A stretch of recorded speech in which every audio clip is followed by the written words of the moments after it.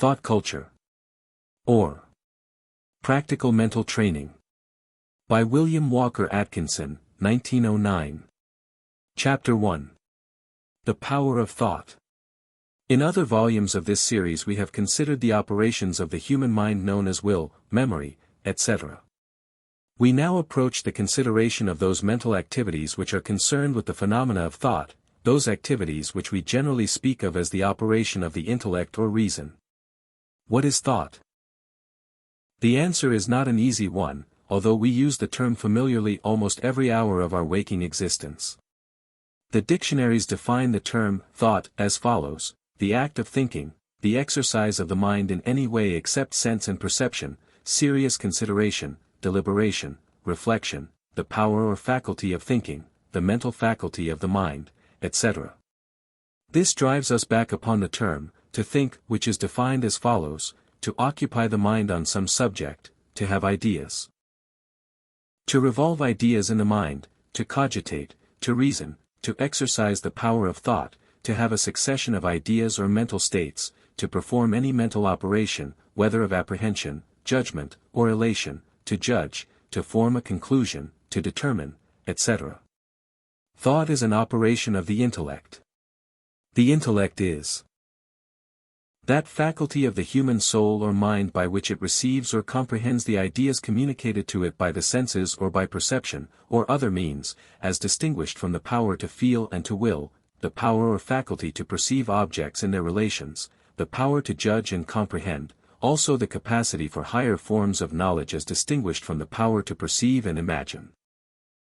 When we say what we think, we mean that we exercise the faculties whereby we compare and contrast certain things with other things, observing and noting their points of difference and agreement, then classifying them in accordance with these observed agreements and differences. In thinking we tend to classify the multitude of impressions received from the outside world, arranging thousands of objects into one general class, and other thousands into other general classes, and then subdividing these classes, until finally we have found mental pigeonholes for every conceivable idea or impression. We then begin to make inferences and deductions regarding these ideas or impressions, working from the known to the unknown, from particulars to generalities, or from generalities to particulars, as the case may be. It is this faculty or power of thought, this use of the intellect, that has brought man to his present high position in the world of living things. In his early days, man was a much weaker animal than those with whom he was brought into contact. The tigers, lions, bears, mammoths, and other ferocious beasts were much stronger, fiercer, and fleeter than man, and he was placed in a position so lacking in apparent equal chance of survival, that an observer would have unhesitatingly advanced the opinion that this weak, feeble, slow animal must soon surely perish in the struggle for existence, and that the survival of the fittest would soon cause him to vanish from the scene of the world's activities. And so it would have been had he possessed no equipment other than those of the other animals, viz., strength, natural weapons and speed. And yet man not only survived in spite of these disadvantages, but he has actually conquered, mastered and enslaved these other animals which seemed likely to work his destruction. Why? How? This feeble animal called man had within him the elements of a new power, a power manifested in but a slight degree in the other animals. He possessed an intellect by which he was able to deduce, compare, infer, reason. His lack of natural weapons he overcame by borrowing the idea of the tooth and claw of the other animals, imitating them in flint and shaping them into spears, borrowing the trunk of the elephant and the paw of the tiger, and reproducing their blow-striking qualities in his wooden club. Not only this, but he took lessons from the supple limbs and branches of the trees, and copied the principle in his bow, in order to project its miniature spear, his arrow. He sheltered himself, his mate and his young, from the fury of the storm, first by caves and afterwards by rude houses, built in inaccessible places, reached only by means of crude ladders, bridges, or climbing poles. He built doors for his habitations, to protect himself from the attacks of these wild enemies. He heaped stones at the mouth of his caves to keep them out. He placed great boulders on cliffs that he might topple them down on the approaching foe. He learned to hurl rocks with sure aim with his strong arm. He copied the floating log, and built his first rude rafts, and then evolved the hollowed canoe. He used the skins of animals to keep him warm, their tendons for his bowstrings. He learned the advantages of cooperation and combined effort, and thus formed the first rudiments of society and social life. And finally, man's first great discovery, he found the art of fire making. As a writer has said, for some hundreds of years, upon the general plane of self-consciousness, an ascent, to the human eye gradual but from the point of view of cosmic evolution rapid, has been made.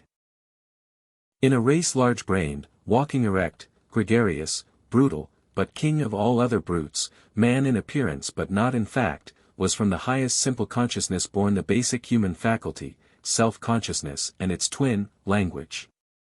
From these and what went with these, through suffering, toil and war, through bestiality, savagery, barbarism, through slavery, greed, effort, through conquests infinite, through defeats overwhelming, through struggle unending.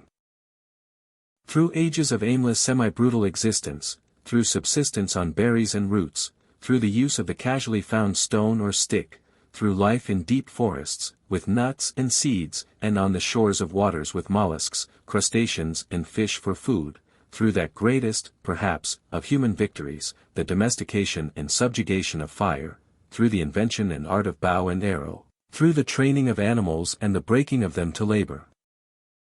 Through the long learning which led to the cultivation of the soil, through the adobe brick and the building of houses therefrom, through the smelting of metals and the slow birth of the arts which rest upon these, through the slow making of alphabets and the evolution of the written word. In short, through thousands of centuries of human life, of human aspiration, of human growth, sprang the world of men and women as it stands before us and within us today with all its achievements and possessions. The great difference between thought as we find it in man, and its forms among the lower animals lies in what psychologists have called progressive thought. The animals advance but little in their thinking processes but rest content with those of their ancestors. Their thought seems to have become set or crystallized during the process of their evolution. The birds, mammals, and the insects vary but little in their mental processes from their ancestors of many thousand years ago. They build their nests, or dens, in almost precisely the same manner as did their progenitors in the Stone Age. But man has slowly but steadily progressed, in spite of temporary setbacks and failures. He has endeavored to progress and improve. Those tribes which fell back in regard to mental progress and advancement, have been left behind in the race, and in many cases have become extinct. The great natural law of the survival of the fittest has steadily operated in the life of the race. The fittest were those best adapted to grapple with and overcome the obstacles of their environment, and these obstacles were best overcome by the use of the intellect. Those tribes and those individuals whose intellect was active, tended to survive where others perished, and consequently they were able to transmit their intellectual quality to their descendants. Halleck says, nature is constantly using her power to kill off the thoughtless, or to cripple them in life's race. She is determined that only the fittest and the descendants of the fittest shall survive. By the fittest, she means those who have thought and whose ancestors have thought and profited thereby. Geologists tell us that ages ago there lived in England bears, tigers, elephants, lions and many other powerful and fierce animals. There was living contemporaneous with them a much weaker animal, that had neither the claws, the strength, nor the speed of the tiger. In fact, this human being was almost defenseless. Had a being from another planet been asked to prophesy, he would undoubtedly have said that this helpless animal would be the first to be exterminated. And yet every one of those fierce creatures succumbed either to the change of climate, or to man's inferior strength. The reason was that man had one resource denied to the animals, the power of progressive thought. The land sank, the sea cut off England from the mainland, the climate changed, and even the strongest animals were helpless. But man changed his clothing with the changing climate. He made fires, he built a retreat to keep off death by cold. He thought out means to kill or to subdue the strongest animals.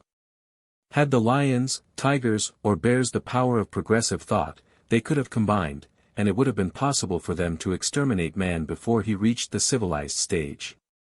Man no longer sleeps in caves. The smoke no longer fills his home or finds its way out through the chinks in the walls or a hole in the roof. In traveling, he is no longer restricted to his feet or even to horses. For all this improvement man is indebted to thought. That has harnessed the very vibrations of the ether to do his bidding. And thus we see that man owes his present place on earth to his thought culture. And it certainly behooves us to closely consider and study the methods and processes whereby each and every man may cultivate and develop the wondrous faculties of the mind which are employed in the processes of thought. The faculties of the mind, like the muscles of the body, may be developed, trained and cultivated. The process of such mental development is called thought culture, and forms the subject of this book. Chapter 2. The Nature of Thought. It was formerly considered necessary for all books on the subject of thought to begin by a recital of the metaphysical conceptions regarding the nature and thingness of mind. The student was led through many pages and endless speculation regarding the metaphysical theories regarding the origin and inner nature of mind which, so far from establishing a fixed and definite explanation in his mind, rather tended toward confusing him and giving him the idea that psychology was of necessity a speculative science lacking the firm practical basis possessed by other branches of science. In the end, in the words of old Omar, he came out the door through which he went. But this tendency has been overcome of late years, and writers on the subject pass by all metaphysical conceptions regarding the nature of mind, and usually begin by plunging at once into the real business of psychology, the business of the practical study of the mechanism and activities of the mind itself. As some writer has said, psychology has no more concern with the solution of the eternal riddle of, what is mind, than physics with the twin riddle of, what is matter. Both riddles, and their answers, belong to entirely different branches and fields of thought than those concerned with their laws of operation and principles of activity. As Halleck says, psychology studies the phenomena of mind, just as physics investigates those of matter. And, likewise, just as the science of physics holds true in spite of the varying and changing conceptions regarding the nature of matter, so does the science of psychology hold true in spite of the varying and changing conceptions regarding the nature of mind. Halleck has well said, if a materialist should hold that the mind was nothing but the brain, and that the brain was a vast aggregation of molecular sheep herding together in various ways, his hypothesis would not change the fact that sensation must precede perception, memory and thought, nor would the laws of the association of ideas be changed, nor would the fact that interest and repetition aid memory cease to hold good. The man who thought his mind was a collection of little cells would dream, imagine, think and feel, so also would he who believed his mind to be immaterial. It is very fortunate that the same mental phenomena occur, no matter what theory is adopted. Those who like to study the puzzles as to what mind and matter really are must go to metaphysics. Should we ever find that salt, arsenic and all things else are the same substance with a different molecular arrangement, we should still not use them interchangeably. For the purposes of the study of practical psychology, we may as well lay aside, if even for the moment, our pet metaphysical conceptions and act as if we knew nothing of the essential nature of mind, and indeed science in truth does not know. And confine ourselves to the phenomena and manifestations of mind which, after all, is the only way in which and by which we can know anything at all about it. As Brooks says, the mind can be defined only by its activities and manifestations. In order to obtain a definition of the mind, therefore, we must observe and determine its various forms of activity. These activities, classified under a few general heads and predicated of the unseen something which manifests them, will give us a definition of mind. The act of consciousness determines the existence of mind in the person experiencing it. No one can be conscious of thought and, at the same time, deny the existence of mind within himself. For the very act of denial, in itself, is a manifestation of thought and consequently an assertion of the existence of mind. One may assert the axiom, I think, therefore, I have a mind, but he is denied the privilege of arguing, I think, therefore, I have no mind. The mind has an ultimate and final knowledge of its own existence. The older view of mind is that it is a something higher than matter which it uses for its manifestation. It was held to be unknowable in itself and to be studied only through its manifestations. It was supposed to involve itself, to become involved, in some way in matter and to there manifest itself in an infinitude of forms, degrees, and variations. The materialistic view, which arose into prominence in the middle of the 19th century, held, on the contrary, that mind was merely an activity or property of matter, a function of matter akin to extension and motion. Huxley, voicing this conception said, "We have no knowledge of any thinking substance apart from an extended substance. We shall, sooner or later, arrive at a mechanical equivalent of consciousness, just as we have arrived at a mechanical equivalent of heat."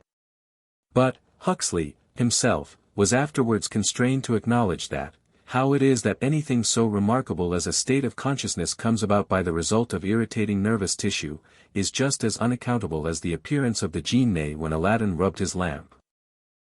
The most advanced authorities of the day, are inclined to the opinion that both matter and mind are both differing aspects of some one fundamental something, or, as some of the closest thinkers state it, both are probably two apparently differing manifestations or emanations of an underlying something which, as Spencer says, transcends not only our reason but also our imagination.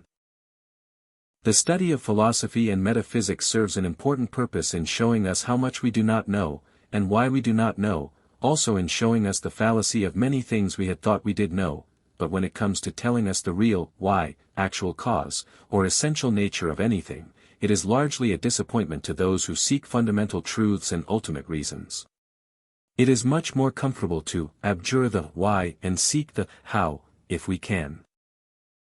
Many psychologists classify the activities of the mind into three general divisions, viz., 1. Thinking, 2. Willing, 3. Feeling.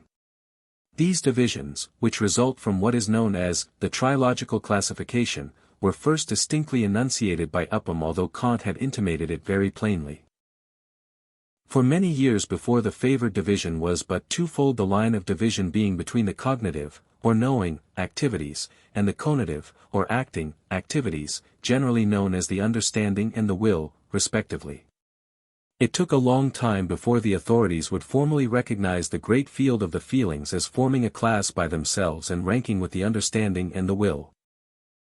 There are certain subdivisions and shadings, which we shall notice as we proceed, some of which are more or less complex, and which seem to shade into others.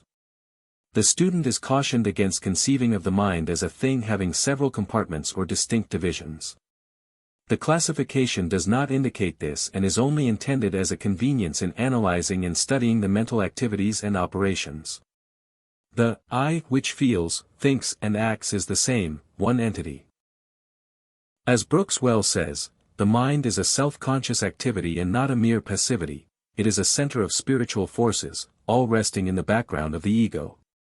As a center of forces, it stands related to the forces of the material and spiritual universe and is acted upon through its susceptibilities by those forces.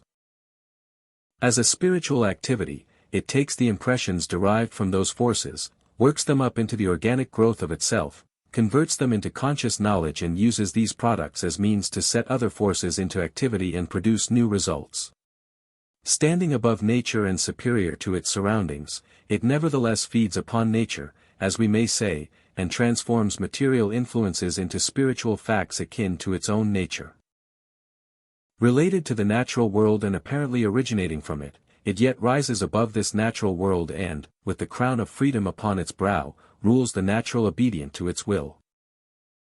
In this book, while we shall fully and unquestionably recognize the trilogical classification of the activities of the mind into the divisions of thinking, willing and feeling, respectively, nevertheless, we shall, for convenience, use the term thought in its broadest, widest and most general sense, as the power or faculty of thinking, the mental faculty, the mind, rather than in its narrower and particular sense of the understanding or cognitive faculty of the mind. Accordingly, we shall include the cultivation of the mental activities known as attention, perception, imagination, etc., together with the strictly cognitive faculties, under the general term of thought culture. Chapter 3. Phases of Thought. We have seen that the mind is that something within us which thinks, feels and wills. There are various phases of these three forms of activity. These phases have often been called the faculties of the mind, although many authorities decry the use of this term, holding that it gives an impression of several parts or divisions of the mind, separate and distinct from each other, whereas these phases are merely the several powers or forms of activity of the mind. Every manifestation of mental activity falls under one of the three before-mentioned general forms, i.e., thinking, feeling and willing, respectively. Every manifestation of mental activity is either that of the intellect, the feelings, or the will. Let us consider the first of these three general forms of mental activity, the intellect. The intellect is defined as that faculty or phase of the human mind by which it receives or comprehends the ideas communicated to it by the senses or by perception, or other means, as distinguished from the power to feel and to will, the power or faculty to perceive objects in their relations, the power to judge and comprehend, also the capacity for higher forms of knowledge as distinguished from the power to perceive and imagine. The term itself is derived from the Latin term intellectus, the primary meaning of which is, to choose between, which primary meaning will give the true essential meaning of the term in its present usage, namely, the faculty or phase of the mind by which we choose between things or by which we decide. The phase or faculty of intellect concerns itself with thinking, in the particular and narrower sense of that term. Its products are thoughts, mental images and ideas. An idea or mental image is a mental conception of anything, as for instance our conception which we express by the terms, man, animal, house, etc.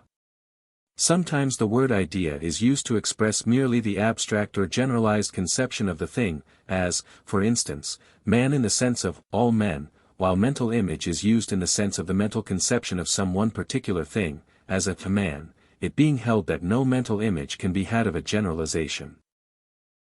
A thought is held to be a mental product arising from a combination of two or more ideas or mental images, as for instance, a horse is an animal, a man is a biped, etc.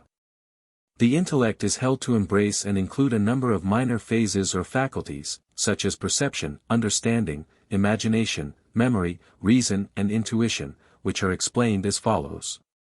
Perception is that faculty of the mind which interprets the material presented to it by the senses. It is the power whereby we gain our knowledge of the external world, as reported to us by the channels of sense. Through perception we are able to form ideas and mental images, which in turn lead to thoughts. The objects of which we become conscious through perception are called percepts, which form the basis of what we call concepts or ideas. Understanding is that faculty of the mind by the means of which we are able intelligently to compare the objects presented to it by perception, and by which we separate them into parts by analysis, or to combine them into greater classes, or wholes, by synthesis. It produces ideas, both abstract and general, also concepts of truths, laws, principles, causes, etc. There are several subphases of understanding, which are known as abstraction, conception or generalization, judgment and reasoning, respectively, which are explained as follows. Abstraction is that faculty of the mind which enables it to abstract, or draw off, and consider apart from an object, a particular quality or property of an object, thus making of the quality or property a distinct object of thought apart from the original object. Thus are the abstract ideas of sweetness, color, hardness, courage, beauty, etc. which we have abstracted or drawn off from their original associations, either for the purpose of putting them out of sight and consideration, or else to view and consider them by themselves. No one ever tasted sweetness, although one may have tasted sweet things. No one ever saw red, although one may have seen red things. No one ever saw, heard, tasted or felt courage in another, although one may have seen courageous people. Abstract ideas are merely the mental conception of qualities or properties divorced from their associated objects by abstraction. Conception or generalization is that faculty of the mind by which it forms and groups together several particular ideas in the form of a general idea. By the processes of conception we form classes or generalizations from particular ideas arising from our percepts. First, we perceive things, then we compare them with each other. Then we abstract their particular qualities, which are not common to the several objects, then we generalize them according to their resemblances, then we name the generalized concept. From these combined processes we form a concept, or general idea of the class of things to which the particular things belong. Thus from subjecting a number of cows to this process, we arrive at the general concept of cow. This general concept includes all the qualities and properties common to all cows, while omitting those which are not common to the class. Or, we may form a concept of Napoleon Bonaparte, by combining his several qualities and properties and thus form a general idea of the man. Judgment is that faculty of the mind whereby we determine the agreement or disagreement between two concepts, ideas, or objects of thought, by comparing them with each other. From this comparison arises the judgment, which is expressed in the shape of a logical proposition: the horse is an animal, or the horse is not a cow. Judgment is also used in forming a concept, in the first place, for we must compare qualities before we can form a general idea. Reasoning is that faculty of the mind whereby we compare two judgments, one with the other, and from the comparison deduce a third judgment. This is a form of indirect or mediate comparison, whereas the judgment is a form of immediate or direct comparison. From this process of reasoning arises a result which is expressed in what is called a syllogism, as for instance, all dogs are animals, Carlo is a dog, therefore, Carlo is an animal. Or expressed in symbols, A equals C, and B equals C, therefore, A equals B. Reasoning is of two kinds or classes, viz., inductive and deductive, respectively. We have explained these forms of reasoning in detail in another volume of this series. The feelings are the mental faculties whereby we experience emotions or feelings. Feelings are the experiencing of the agreeable or disagreeable nature of our mental states. They can be defined only in their own terms. If we have never experienced a feeling, we cannot understand the words expressing it. Feelings result in what are called emotion, affection, and desire.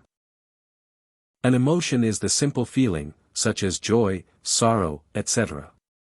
An affection is an emotion reaching out toward another and outside object, such as envy, jealousy, love, etc.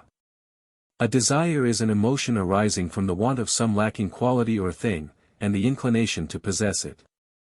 Memory is the faculty of the mind whereby we retain and reproduce, or consciously revive any kind of past mental experience. It has two subphases, viz., retention and recollection, respectively. It manifests in the storing away of mental images and ideas, and in the reproduction of them at a later period of time, and also of the recognition of them as objects of past experience. Imagination is the faculty of the mind whereby we represent, as a mental image some previously experienced idea, concept or image. Its activities are closely allied and blended with those of the memory. It has the power not only of reproducing objects already perceived but also another power of ideal creation whereby it creates new combinations from the materials of past experience. It is a faculty, the importance of which is but little understood by the majority of men. Inasmuch as the mental image must always precede the material manifestation, the cultivation of the imagination becomes a matter of great importance and worthy of the closest study. Intuition is the faculty of the mind whereby it evolves what have been called primary truths or primary ideas. By primary ideas are meant the ideas of space, time, cause, identity, etc.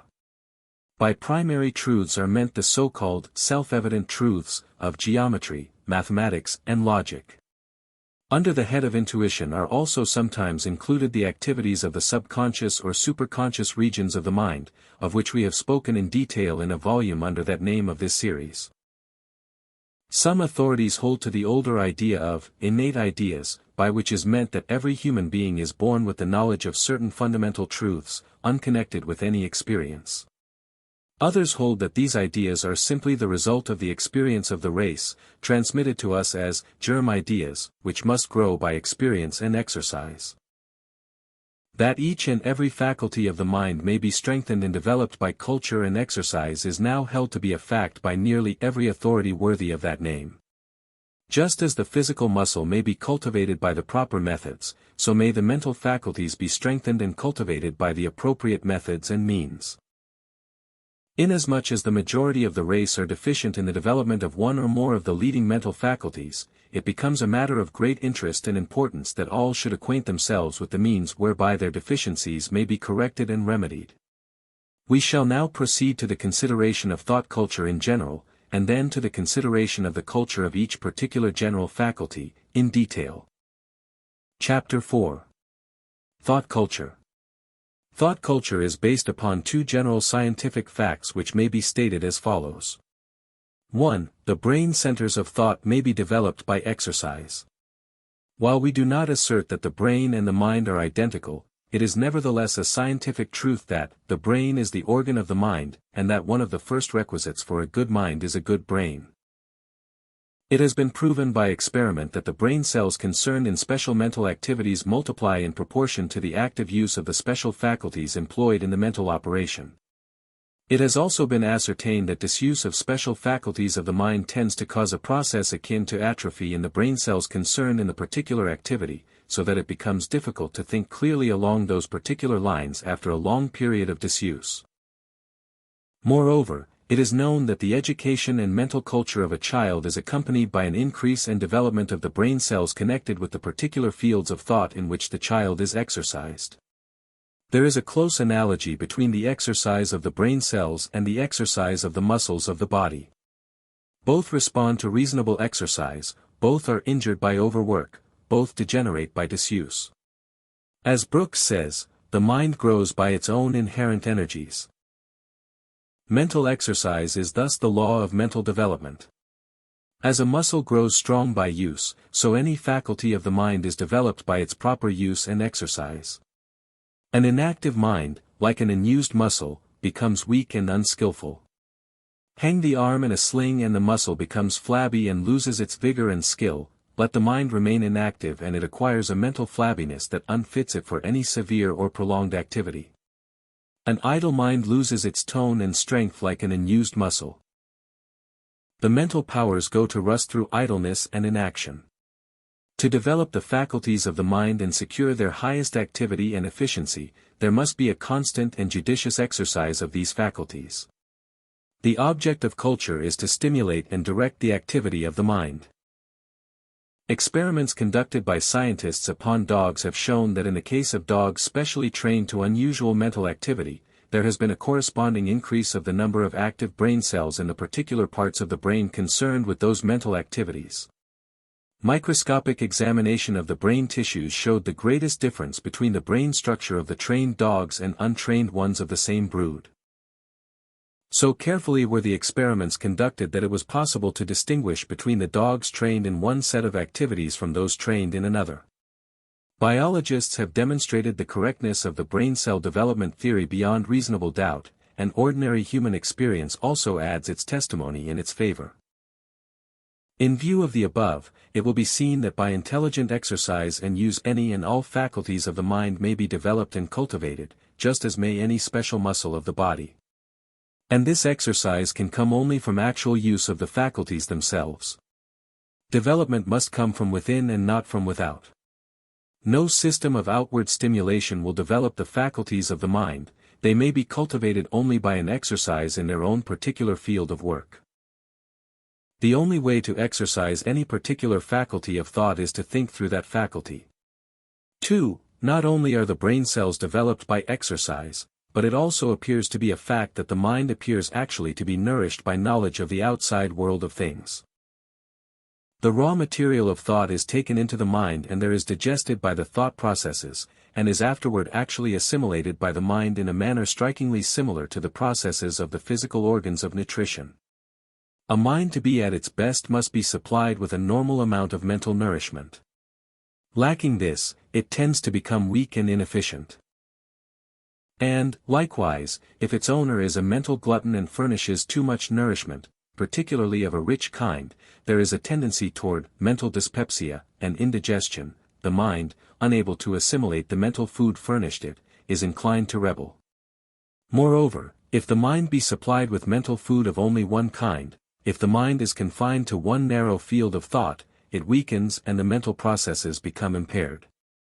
In many ways is this curious analogy apparent. Not only does the mind need development, but it also needs intelligent cultivation. For it may be developed by improper objects of thought just as well as by the proper ones. A rich field will grow tares and weeds as well as good grain or fruit. Thought culture should not be confined to the development of a strong and active mind, but should be also extended to the cultivation of a wise and intelligent mind. Strength and wisdom should be combined. Moreover, there should be sought a harmonious and normal development. A one-sided, mental development is apt to produce a crank, while a development in unhealthy mental fields will produce an abnormal thinker tending dangerously near to the line of insanity. One idea, men have great mental power and development, but are nevertheless unbalanced and impractical.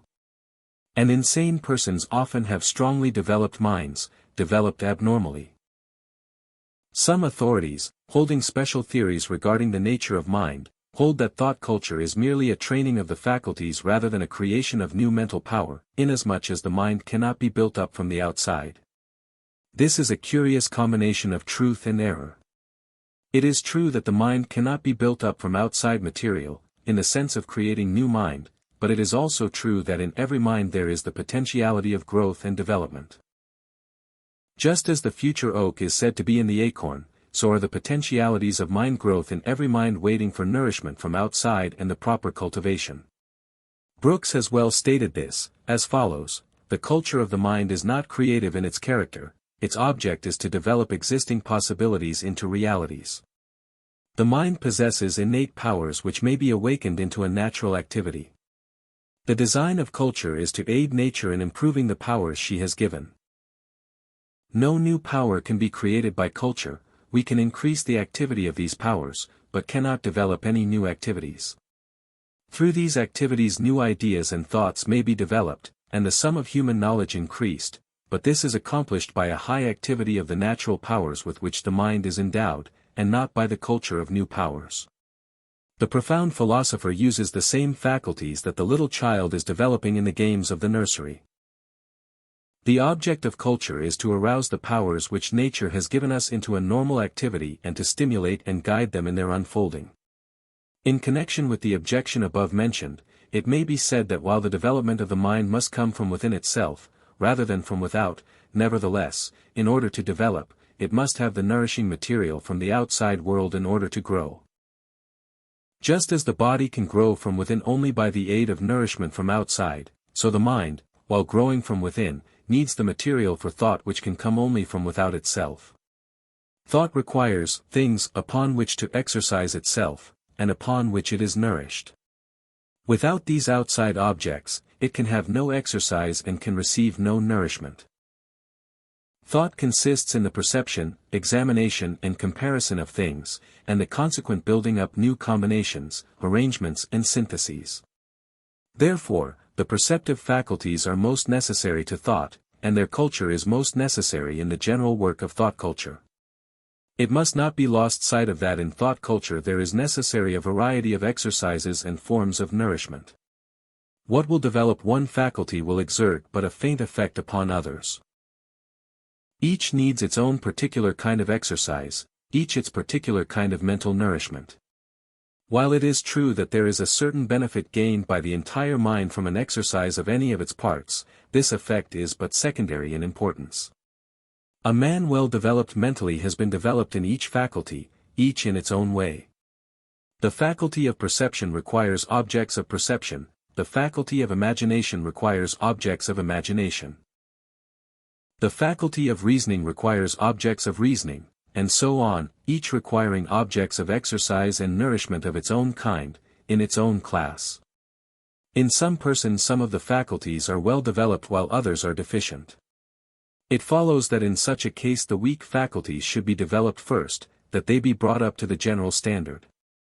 Then a further general development may be undertaken if desired. Moreover, in general development, it will be found that certain faculties will respond more readily to the cultivation given, while others will be slow to respond. In such cases wisdom dictates that a greater degree of exercise and nourishment be given to the slower and less responsive faculties, while the more responsive be given but a lighter development. In thought culture as in physical culture, the less developed and slower responding parts should be given special attention. In the following chapters we shall point out the methods and exercises calculated to develop the several faculties of the mind to the best advantage, in each case giving general advice along the lines of the cultivation of the particular faculty which will serve as general instruction regarding its culture.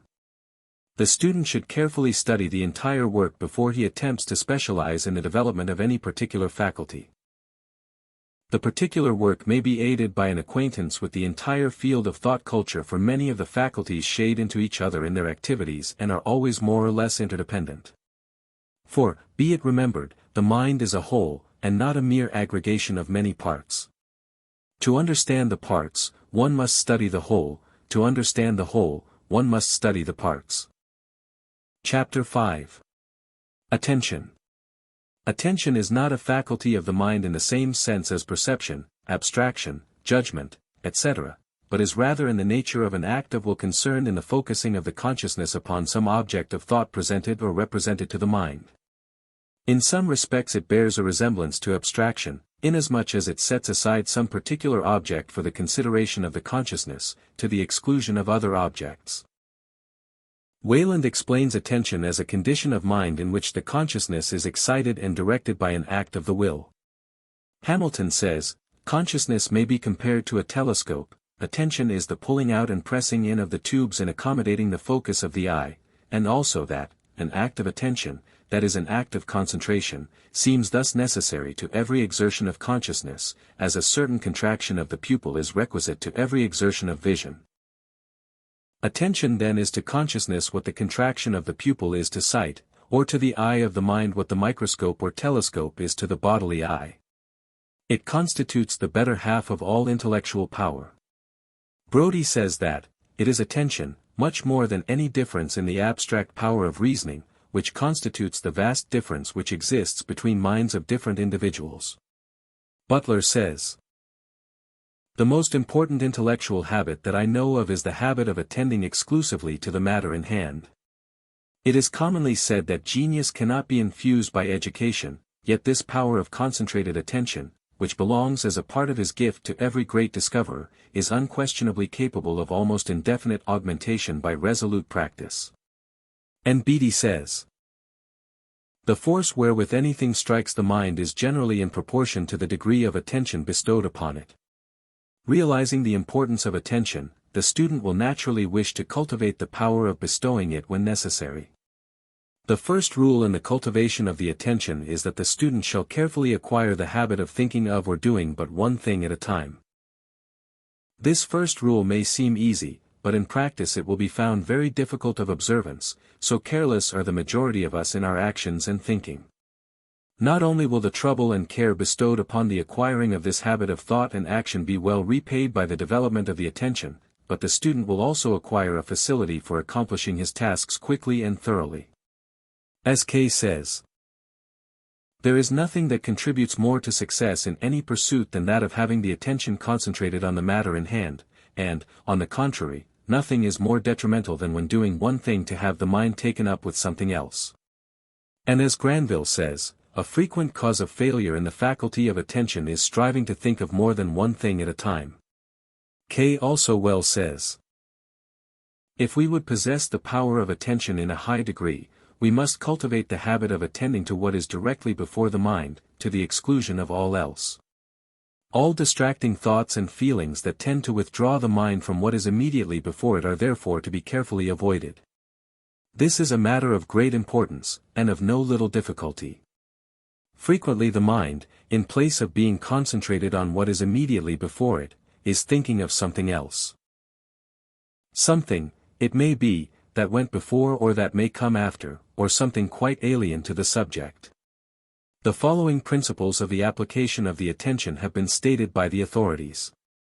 1. The attention attaches more readily to interesting than to uninteresting things. 2. The attention will decline in strength unless there is a variation in the stimulus, either by a change of object or the developing of some new attribute in the object. 3. The attention, when tired by continuous direction towards some unvarying object, may be revived by directing it towards some new object or in allowing it to be attracted and held by some passing object. 4. The attention manifests in a twofold activity, viz. 1. The concentration upon some one object of thought, and 2. The shutting out of outside objects. Thus, it has its positive and negative sides. Thus, when a man wishes to give his undivided attention to one speaker in a crowd of speaking individuals, he acts positively in focusing his consciousness upon the selected individual, and negatively by refusing to listen to the others. 5. The attention is not a faculty, but a means of using any faculty with an increased degree of efficiency. 6. The degree of attention possessed by an individual is an indication of his power of using his intellect. Many authorities have held that, in cases of genius, the power of concentrated attention is usually greatly developed. Brooks says, attention is one of the principal elements of genius. Hamilton says, genius is a higher capacity of attention. Helvetius says, genius is nothing but protracted attention. Chesterfield says, the power of applying our attention, steady and undissipated, to a single object is a sure mark of superior genius.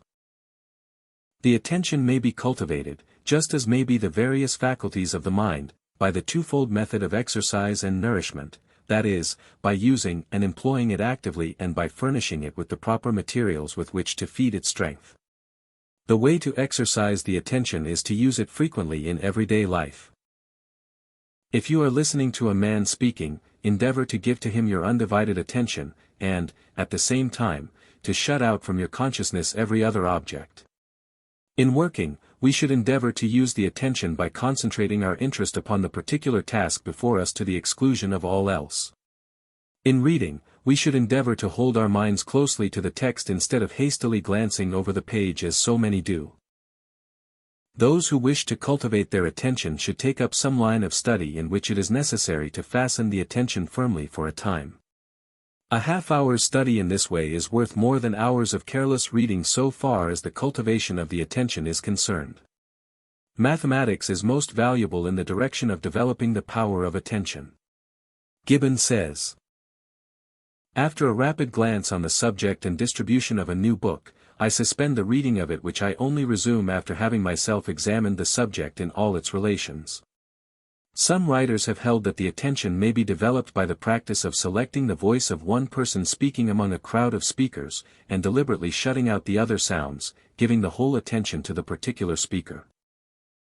Or, in the same manner, selecting one singer in a church choir or band of singers, or one musical instrument in an orchestra, or one piece of machinery making sounds in a room filled with various machines, etc. The practice of so doing is held to strengthen one's powers of concentration and attention. Draper says, although many images may be simultaneously existing upon the retina, the mind possesses the power of singling out any one of them and fastening attention upon it, just as among a number of musical instruments simultaneously played, one, and that perhaps the feeblest, may be selected and its notes exclusively followed. And as Taylor says, in a concert of several voices, the voices being of nearly equal intensity, regarded merely as organic impressions on the auditory nerve, we select one, and at will we lift out and disjoin it from the general volume of sound, we shut off the other voices, 5, 10 and more, and follow this one alone. When we have done so for a time, we freely cast it off and take up another.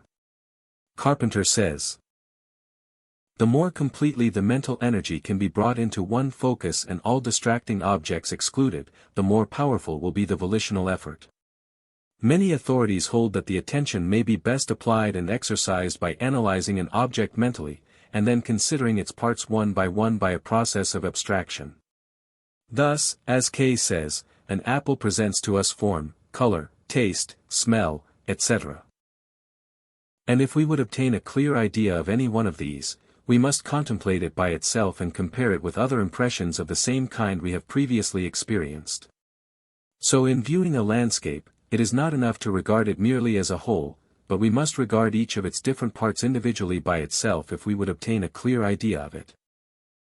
We can only obtain a full and complete knowledge of an object by analyzing it and concentrating the attention upon its different parts, one by one.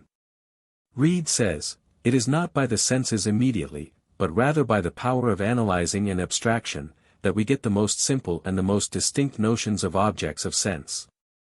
And, as Brown says, it is scarcely possible to advance even a single step in intellectual physics without the necessity of performing some sort of analysis. In all processes requiring analysis and examination of parts, properties or qualities, the attention is actively employed. Accordingly, it follows that such exercises are best adapted to the work of developing and cultivating the attention itself.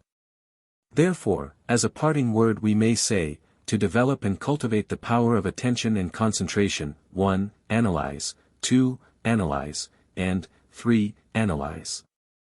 Analyze everything and everybody with which or whom you come in contact. There is no better or shorter rule. The student will also find that the various directions and the advice which we shall give in the succeeding chapters, regarding the cultivation of the various faculties, are also adapted to the development of the attention, for the latter is brought into active play in them. And, likewise, by developing the attention, one may practice the future exercises with greater effect. Chapter 6. Perception. In preceding chapters we have seen that in the phase of mental activity in which the intellect is concerned, the processes of which are known as thought in the narrower sense of the term, there are several stages or steps involving the use of several faculties of the mind. The first of these steps or stages is called perception. Many persons confuse the idea of sensation and perception, but there is a clear distinction between them. Sensations arise from nerve action.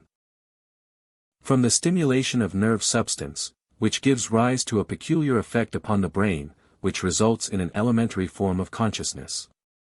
An authority says, sensation is the peculiar property of the nervous system in a state of activity, by which impressions are conveyed to the brain or sensorium. When an impression is made upon any portion of the bodily surface by contact, heat, electricity, light, or any other agent, the mind is rendered conscious of this by sensation. In the process there are three stages: reception of the impression at the end of the sensory nerve, the conduction of it along the nerve trunk to the sensorium, and the change it excites in the sensorium itself, through which is produced sensation. Just why and how this nerve action is translated into consciousness of an elementary kind, science is unable to explain. Our knowledge is based in a great part, or entirely, upon impressions which have been received over the channel of the senses. Sensations of sight, hearing, tasting, smelling and touch. Many authorities hold that all of the five senses are modifications of the sense of touch, or feeling, as for instance, the impression upon the organs of sight is really in the nature of a delicate touch or feeling of the light waves as they come in contact with the nerves of vision, etc. But, although sensations give us the raw materials of thought, so to speak, they are not knowledge in themselves. Knowledge arises from the operation of perception upon this raw material of sensation. But yet, sensation plays a most active part in the presentation of the raw material for the perceptive faculties, and must not be regarded as merely a physiological process.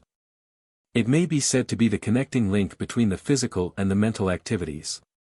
As Ziehen says, it follows that the constitution of the nervous system is an essential factor in determining the quality of sensation. This fact reveals the obvious error of former centuries, first refuted by Locke, though still shared by naive thought today, that the objects about us themselves are colored, warm, cold, etc. As external to our consciousness, we can only assume matter, vibrating with molecular motion and permeated by vibrating particles of ether. The nervous apparatus selects only certain motions of matter or of ether, which they transform into that form of nerve excitation with which they are familiar. It is only this nerve excitation that we perceive as red, warm or hard. Passing from sensation to perception, we see that the latter interprets the reports of the former. Perception translates into consciousness the impressions of sensation. Perception, acting through one or more of the mental faculties, gives us our first bit of real knowledge. Sensation may give us the impression of a small moving thing, perception translates this into the thought of a cat. Sensation is a mere feeling. Perception is the thought arising from that feeling. A percept is the product of perception, or in other words, our idea gained through perception. The majority of our percepts are complex, being built up from a number of minor percepts, as for instance, our percept of a peach is built up from our minor percepts of the form, shape, color, weight, degree of hardness, smell, taste, etc. Of the peach, each sense employed giving minor percepts, the whole being combined into consciousness as the whole percept of that particular peach. Brooks says, all knowledge does not come directly from perception through the senses, however. We have a knowledge of external objects, and we have a knowledge that transcends this knowledge of external objects. Perception is the immediate source of the first kind of knowledge, and the indirect source of the second kind of knowledge. This distinction is often expressed by the terms cause and occasion. Thus perception is said to be the cause of our knowledge of objects, since it is the immediate source of such knowledge. Perception is also said to be the occasion of the ideas and truths of intuition, for, though in a sense necessary to these ideas, it is not the source of them. Perception also furnishes the understanding with materials out of which it derives ideas and truths beyond the field of sense.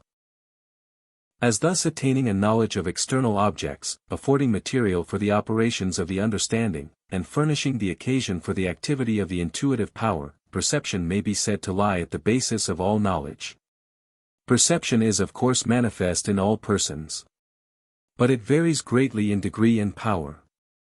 Moreover, it may be developed and cultivated to a great degree.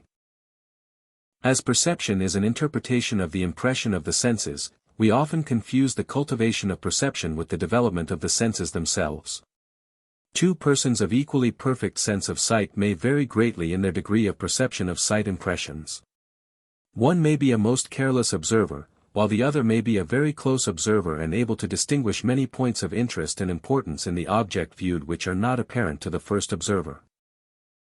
Cultivation of perception is cultivation of the mental background of the senses, rather than of the sense organs themselves. The perception accompanying each sense may be developed and cultivated separately from that accompanying the others. The majority of persons are very careless observers. They will see things without perceiving the qualities, properties, characteristics, or parts which together make up those things.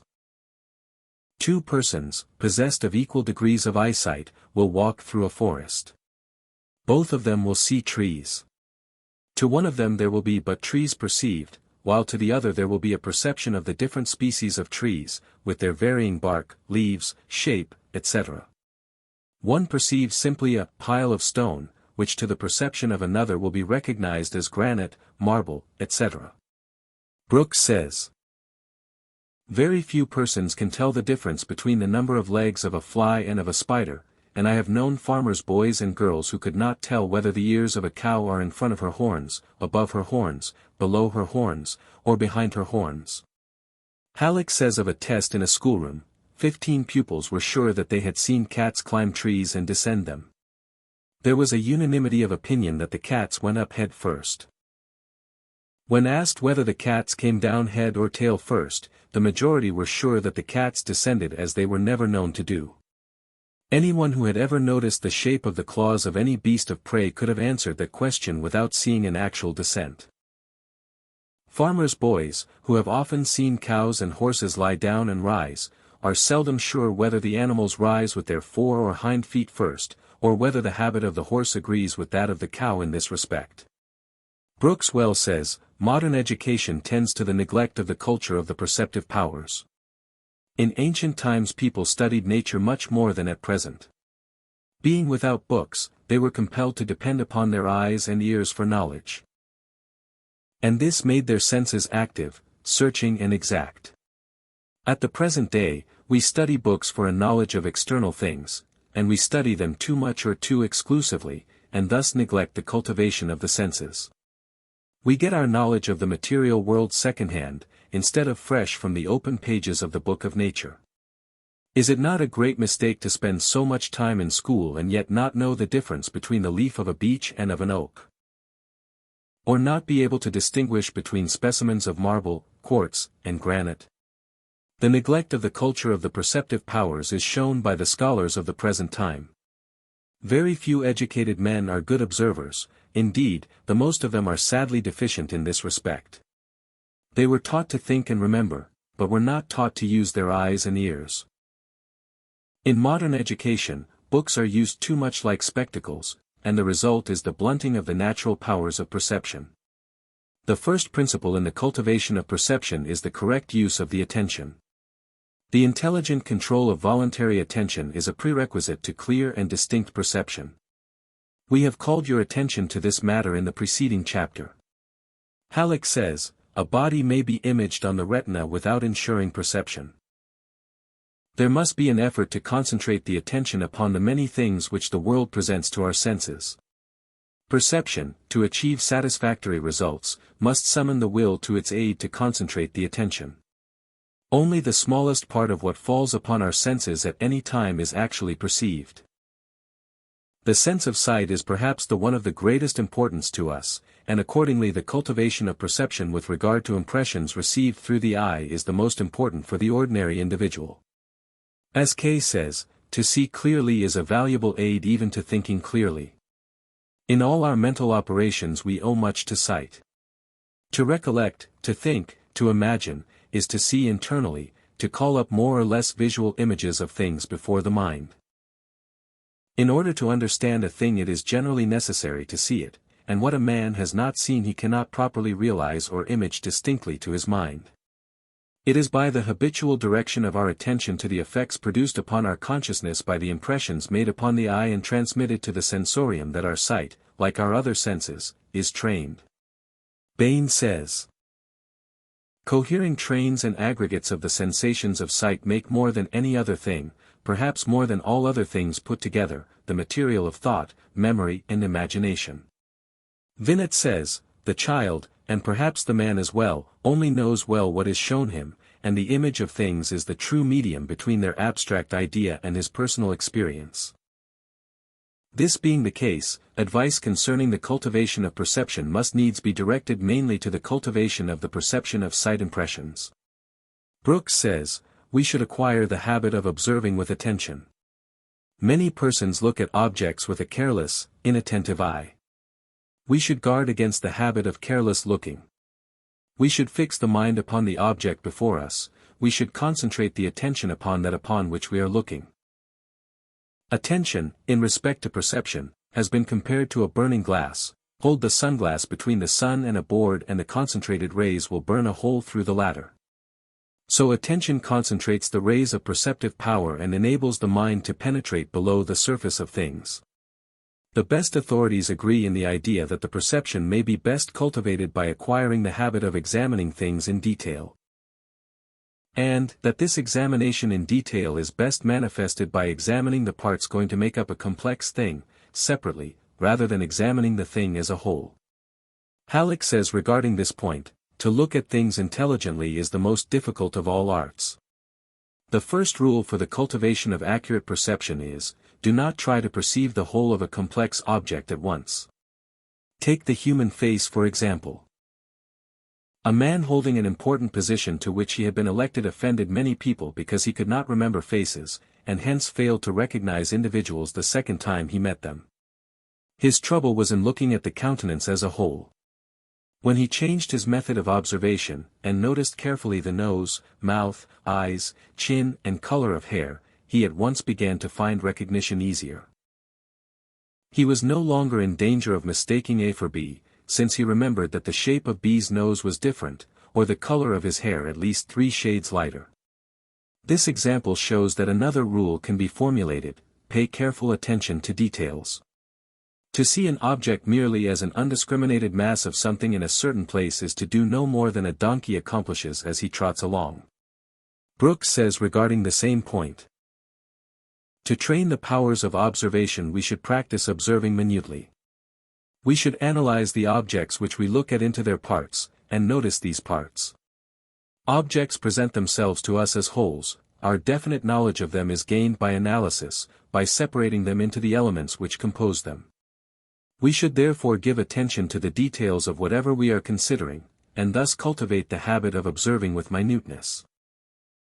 It is related of a teacher that if, when hearing a class, someone rapped at the door, he would look up as the visitor entered and from a single glance could tell his appearance and dress, the kind of hat he wore, kind of necktie, collar, vest, coat, shoes, etc. The skillful banker, also, in counting money with wondrous rapidity, will detect and throw from his pile of bills the counterfeits which, to the ordinary eye, seem to be without spot or blemish. One of the best methods of developing and cultivating the faculty of perception is to take up some study in which the perceptive faculties must be employed. Botany, physics, geology, natural history give splendid exercise in perception, providing the student engages in actual experimental work and actual observation, instead of confining himself to the textbooks. A careful scientific study and examination of any kind of objects, in a manner calculated to bring out the various points of resemblance and difference, will do most to develop the perception. Training of this kind will develop these powers to a high degree, in the case of small children. Drawing is also a great help to the development of perception. In order to draw a thing correctly we must of necessity examine it in detail, otherwise we will not be able to draw it correctly. In fact, many authorities use the test of drawing to prove the degree of attention and perception that the student has bestowed upon an object which he has been studying.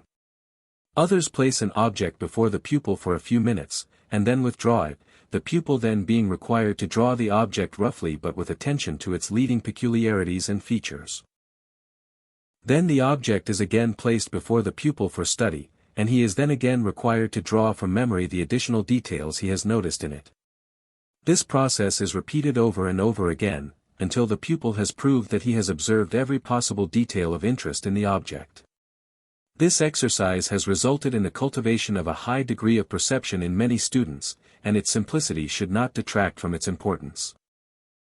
Any person may practice this exercise by himself, or, better still, two or more students may combine and endeavor to excel each other in friendly rivalry, each endeavoring to discover the greatest number of details in the object considered. So rapidly do students improve under this exercise, that a daily record will show a steady advance. Simple exercises in drawing are found in the reproduction, from memory, of geography maps, leaves of trees, etc. Similar exercises may be found in the practice of taking a hasty look at a person, animal or building, and then endeavoring to reproduce in writing the particular points about the person or thing observed. This exercise will reveal rapid progress if persisted in. Or, it may be varied by endeavoring to write out the contents of a room through which one has walked. The majority of our readers remember the familiar story of Houdin, who so cultivated the faculty of perception that he was able to pass by a shop window and afterward state in detail every object in the window. He acquired this power by gradual development, beginning with the observation of a single article in the window, then two, then three and so on. Others have followed his method with great success. Speaking of Houdin's wonderful perception, Halleck says, "A wide-awake eagle would probably see more of a thing at one glance than would a drowsy lizard in a quarter of an hour." Extreme rapidity of perception, due to careful training, was one of the factors enabling Houdin and his son to astonish everybody and to amass a fortune. He placed a domino before the boy, and instead of allowing him to count the spots, required him to give the sum total at once. This exercise was continued until each could give instantaneously the sum of the spots on a dozen dominoes. The sum was given just as accurately as if 5 minutes had been consumed in adding. Houdin, in his memoirs relating the above facts regarding his own methods, states with due modesty, that many women far excel him in this respect. He says, "I can safely assert that a lady seeing another pass at full speed in a carriage will have had time to analyze her toilette from her bonnet to her shoes, and be able to describe not only the fashion and quality of the stuffs, but also say if the lace be real or only machine-made." There are a number of games played by children which tend to the cultivation of the perception, and which might well be adapted for the use of older people.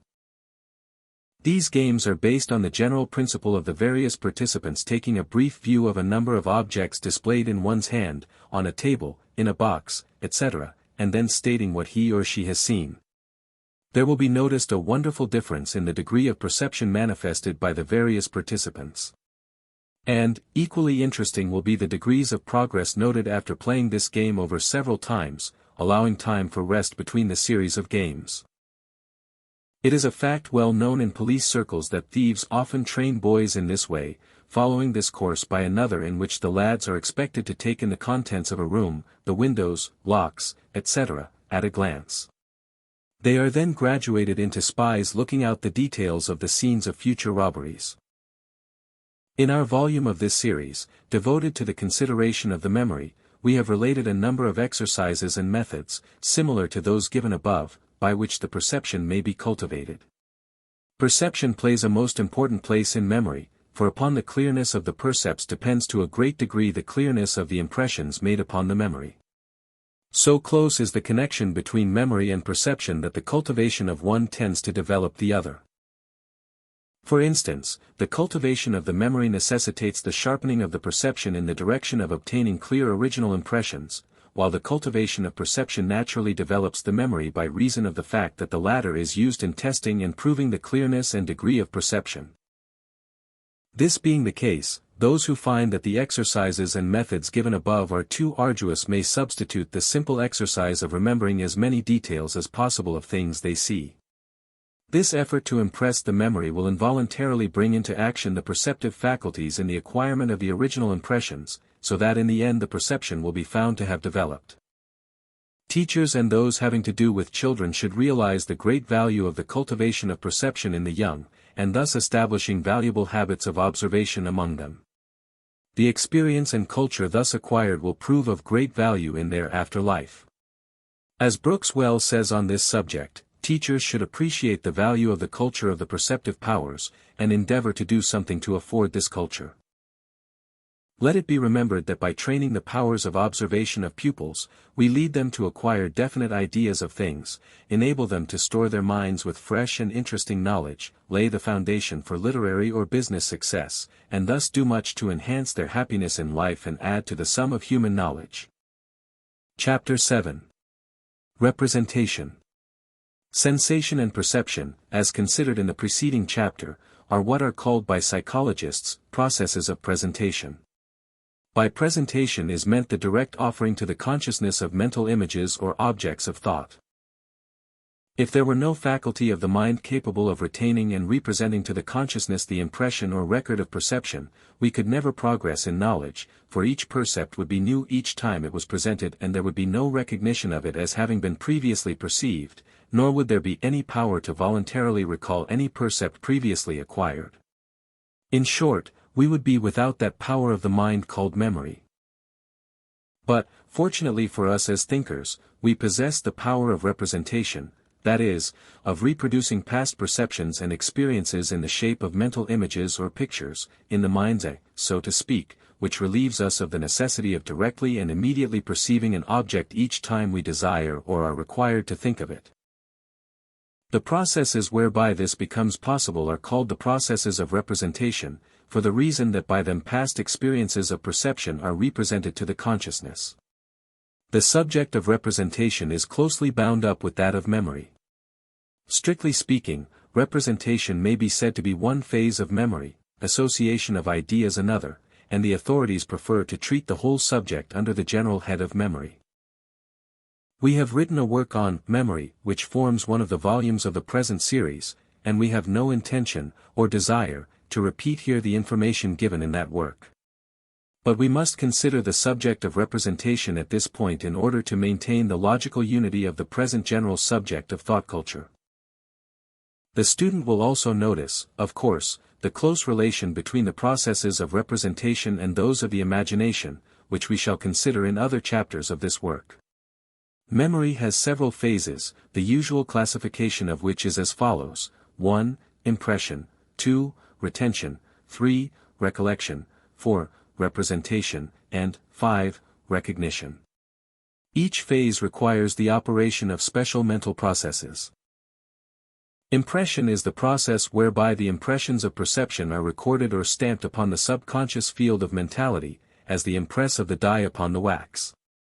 Retention is the process whereby the subconsciousness retains or holds the impressions so received. Recollection is the process by which the mind recollects the impressions retained in the subconsciousness, bringing them again into consciousness as objects of knowledge.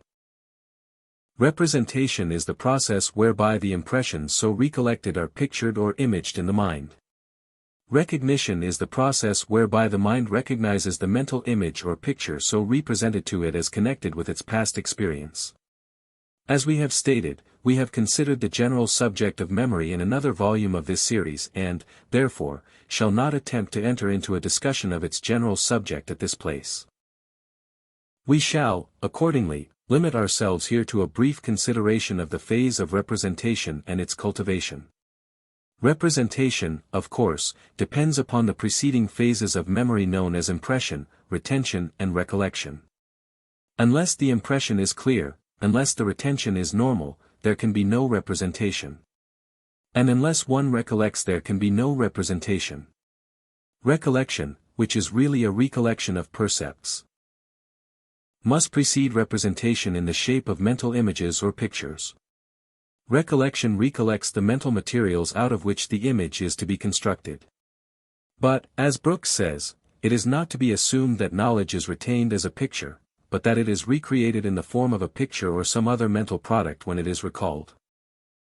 The process is analogous to the transmutation of the sound waves entering the receiver of a telephone, into electrical waves which are transmitted to the receiver, where they are in turn retransmuted to sound waves which enter the ear of the listener. It will be seen at once that there is the closest possible relation between the processes of representation and those of memory. In fact, it is quite difficult to draw a clear line of division between them. Some make the distinction that representation furnishes us with an exact reproduction of the past, while imagination combines our mental images into new products. That is, representation merely reproduces, while imagination creates by forming new combinations, or representation deals with a reproduction of the actual, while imagination deals with the ideal.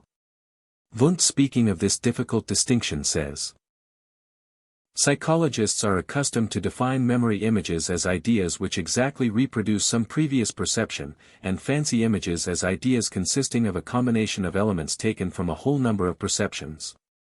Now, memory images in the sense of this definition simply do not exist.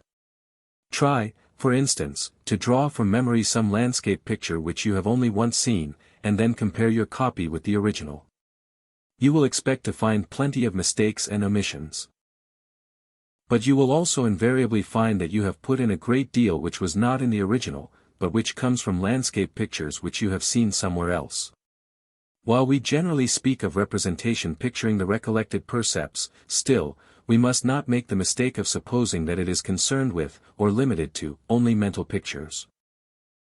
We are able to represent not only visual percepts but also sounds, smells, tastes or feelings, often so vividly that they appear as almost actually existent. We may also even represent, symbolically, the processes of reasoning, mathematical operations, etc. In short, nearly, if not all experiences which are possible in presentation are also possible in representation. The phase of representation, in the processes of memory, is of course subject to the general laws of the cultivation of memory which we have stated in detail in our previous volume on that subject. But there are some special points of development and cultivation which may be considered briefly in this place. In the first place, the importance of attention and clear perception, as necessary precedents for clear representation, may be emphasized. In order to form clear mental images of a thing, we must have perceived it clearly in the first place. The advice regarding the use of the attention and perception given in preceding chapters need not be repeated here, but special attention should be directed toward them in connection with the processes of representation.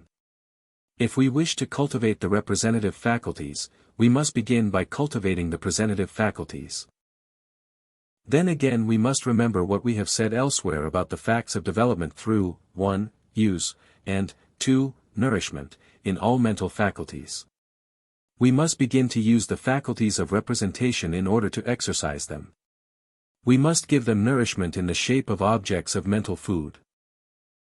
That is to say, we must furnish these faculties with materials with which they may grow and develop, and with exercise in order to strengthen the mental muscle and also to give the faculties the opportunity to acquire the knack. The exercises and methods recommended in our chapter on perception will furnish good material for the representative faculties' growing requirements. By perceiving the details of things, one is able to reproduce clear mental images of them. In studying an object, always carry in your mind the fact that you wish to reproduce it in your mind later. In fact, if you have the opportunity, let your mind repeat it to itself as soon as possible after the actual occurrence and experience. Just as you often murmur to yourself, or else write down, the name of a person or place which you have just heard, in order that you may recollect it the better thereafter, so it will be well for you to mentally repeat to yourself the experiences upon which you wish to exercise your representative faculties. As to the matter of development and cultivation by use, we would advise that you begin gradually to train your mind to reproduce the experiences of the day or week or month, at intervals, until you feel that you are developing a new power in that direction. Tonight, if you try, you will find that you can reproduce but a very small part of today's happenings with any degree of clearness.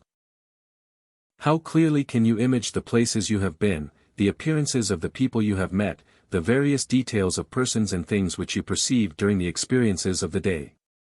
Not very clearly, we dare say. Try again, and you will find that you will be able to add new details. Keep it up until you feel tired or think that you have exhausted all the possibilities of the task. Tomorrow, try it again, and you will find that the second day's experiences are more clearly reproduced in your mind. Each day should find you a little more advanced, until you get to a place where the normal degree of power is attained, when the advance will be slower. Then, at the end of the week, review its experiences. Do the same the following week. At the end of the month, take a hasty mental trip over the month's experiences. And so on. Exercise, in moderation, along these lines will work wonders for you. Not only will it develop the representation, but your powers of observation and your general memory will be found to be improved. And, moreover, in chewing the mental cud, you will think of many things of interest and importance in connection with your work, etc., and your general mental efficiency will be increased, for the faculties of the mind are interdependent and share benefits with each other. Chapter 8. Abstraction. As we have seen, the first stage or step in the process of thought is that called perception, which we have considered in the preceding chapter. Perception, as we have seen, is the process by which we gain our first knowledge of the external world as reported to us by the channels of sense. The perceptive faculties interpret the material which is presented to us by the senses. Following upon perception, we find the processes resulting from the exercise of the group of faculties which are classified under the general head of understanding. Understanding is the faculty, or faculties, of the mind by means of which we intelligently examine and compare the various percepts, either separating them by analysis or else combining them by synthesis, or both, and thus securing our general ideas, principles, laws, classes, etc. There are several sub-phases of understanding which are known to psychologists and logicians as 1. Abstraction, 2. Conception or generalization, 3. Judgment, and 4. Reasoning, respectively. In this chapter we shall consider the first of these sub-phases or steps of understanding, which is known as abstraction. Abstraction is that faculty of the mind by which we abstract or draw off, and then consider apart, the particular qualities, properties, or attributes of an object, and thus are able to consider them as things or objects of thought. In order to form concepts or general ideas, from our percepts or particular ideas, we must consider and examine two common points or qualities which go to make up the differences and resemblances. The special examination or consideration of these common points or qualities result in the exercise of abstraction.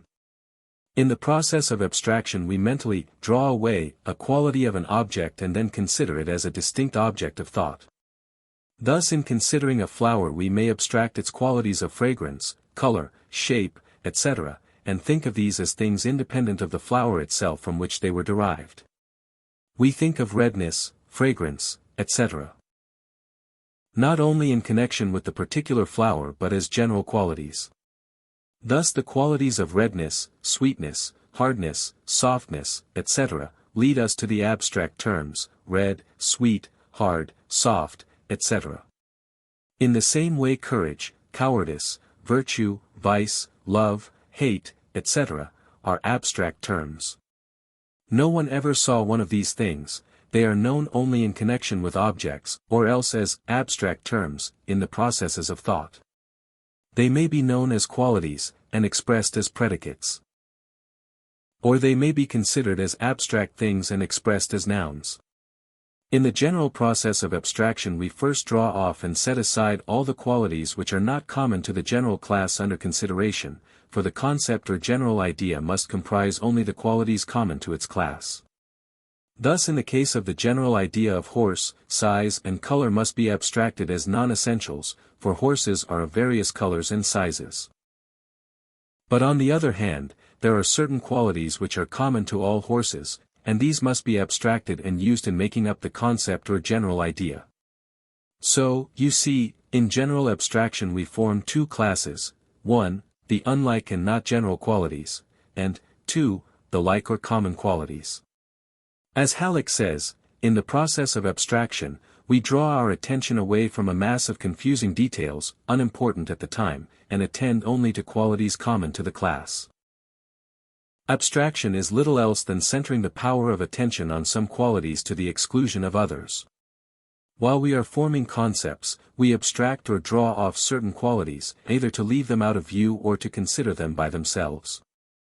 Our dictionaries contain such words as purity, whiteness, sweetness, industry, courage, etc. No one ever touched, tasted, smelled, heard, or saw purity or courage. We do not, therefore, gain our knowledge of these through the senses. We have seen pure persons, pure snow, pure honey, we have breathed pure air, tasted pure coffee. From all these different objects we have abstracted the only like quality, the quality of being pure. We then say we have an idea of purity, and that idea is an abstract one. It exists only in the mind which formed it. No one ever saw whiteness. He may have seen white clouds, snow, cloth, blossoms, houses, paper, horses, but he never saw whiteness by itself. He simply abstracted that quality from various white objects. In abstraction we may either, 1, abstract a quality and set it aside and apart from the other qualities under consideration, as being non-essential and not necessary, or we may, 2, abstract a quality and hold it in the mind as essential and necessary for the concept which we are forming. Likewise, we may abstract, 1, all the qualities of an object except one, and set them aside that we may consider the one quality by itself. Or we may, 2, abstract the one particular quality and consider it to the exclusion of all its associated qualities.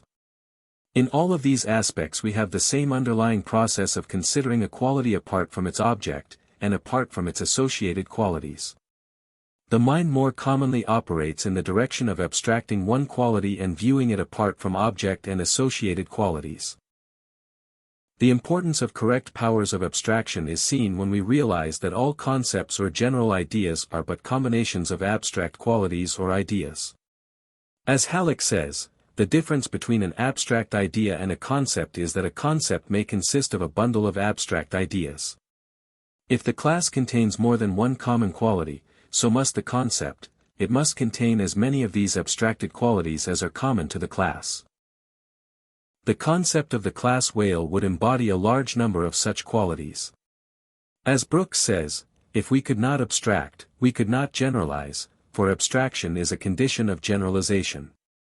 The last mentioned authority also cleverly states the idea as follows: the products of abstraction are abstract ideas, that is, ideas of qualities in the abstract. Such ideas are called abstracts. Thus my idea of some particular color, or hardness, or softness, is an abstract. Abstract ideas have been wittily called the ghosts of departed qualities. They may more appropriately be regarded as the spirits of which the objects from which they are derived are the bodies. In other words, they are, figuratively speaking, the disembodied spirits of material things. The cultivation of the faculty of abstraction depends very materially, in the first place, upon the exercise of attention and perception. Mill holds that abstraction is primarily a result of attention. Others hold that it is merely the mental process by which the attention is directed exclusively to the consideration of one of several qualities, properties, attributes, parts, etc. Hamilton says, attention and abstraction then are only the same process viewed in different relations. They are, as it were, the positive and negative poles of the same act. The cultivation of attention is really a part of the process of the cultivation of the faculty of abstraction. Unless the attention be directed toward the object and its qualities, we will be unable to perceive, set aside, and separately consider the abstract quality contained within it. In this process, as indeed in all other mental processes, attention is a prerequisite. Therefore, here, as in many other places, we say to you, begin by cultivating attention. Moreover, the cultivation of the faculty of abstraction depends materially upon the cultivation of perception. Not only must we sense the existence of the various qualities in an object, but we must also perceive them in consciousness, just as we perceive the object itself. In fact, the perception of the object is merely a perception of its various qualities, attributes, and properties, for the object itself is merely a composite of these abstract things, at least so far as its perception in consciousness is concerned.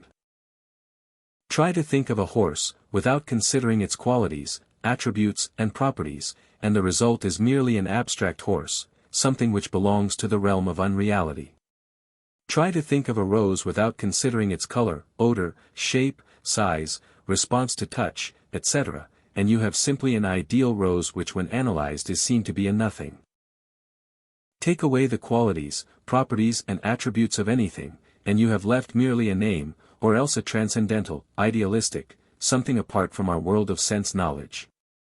Thus it follows that in order to know the qualities of a thing, in order to classify it, or to form a general idea of it, we must use the perception in order to interpret or translate the sense impressions we have received regarding them.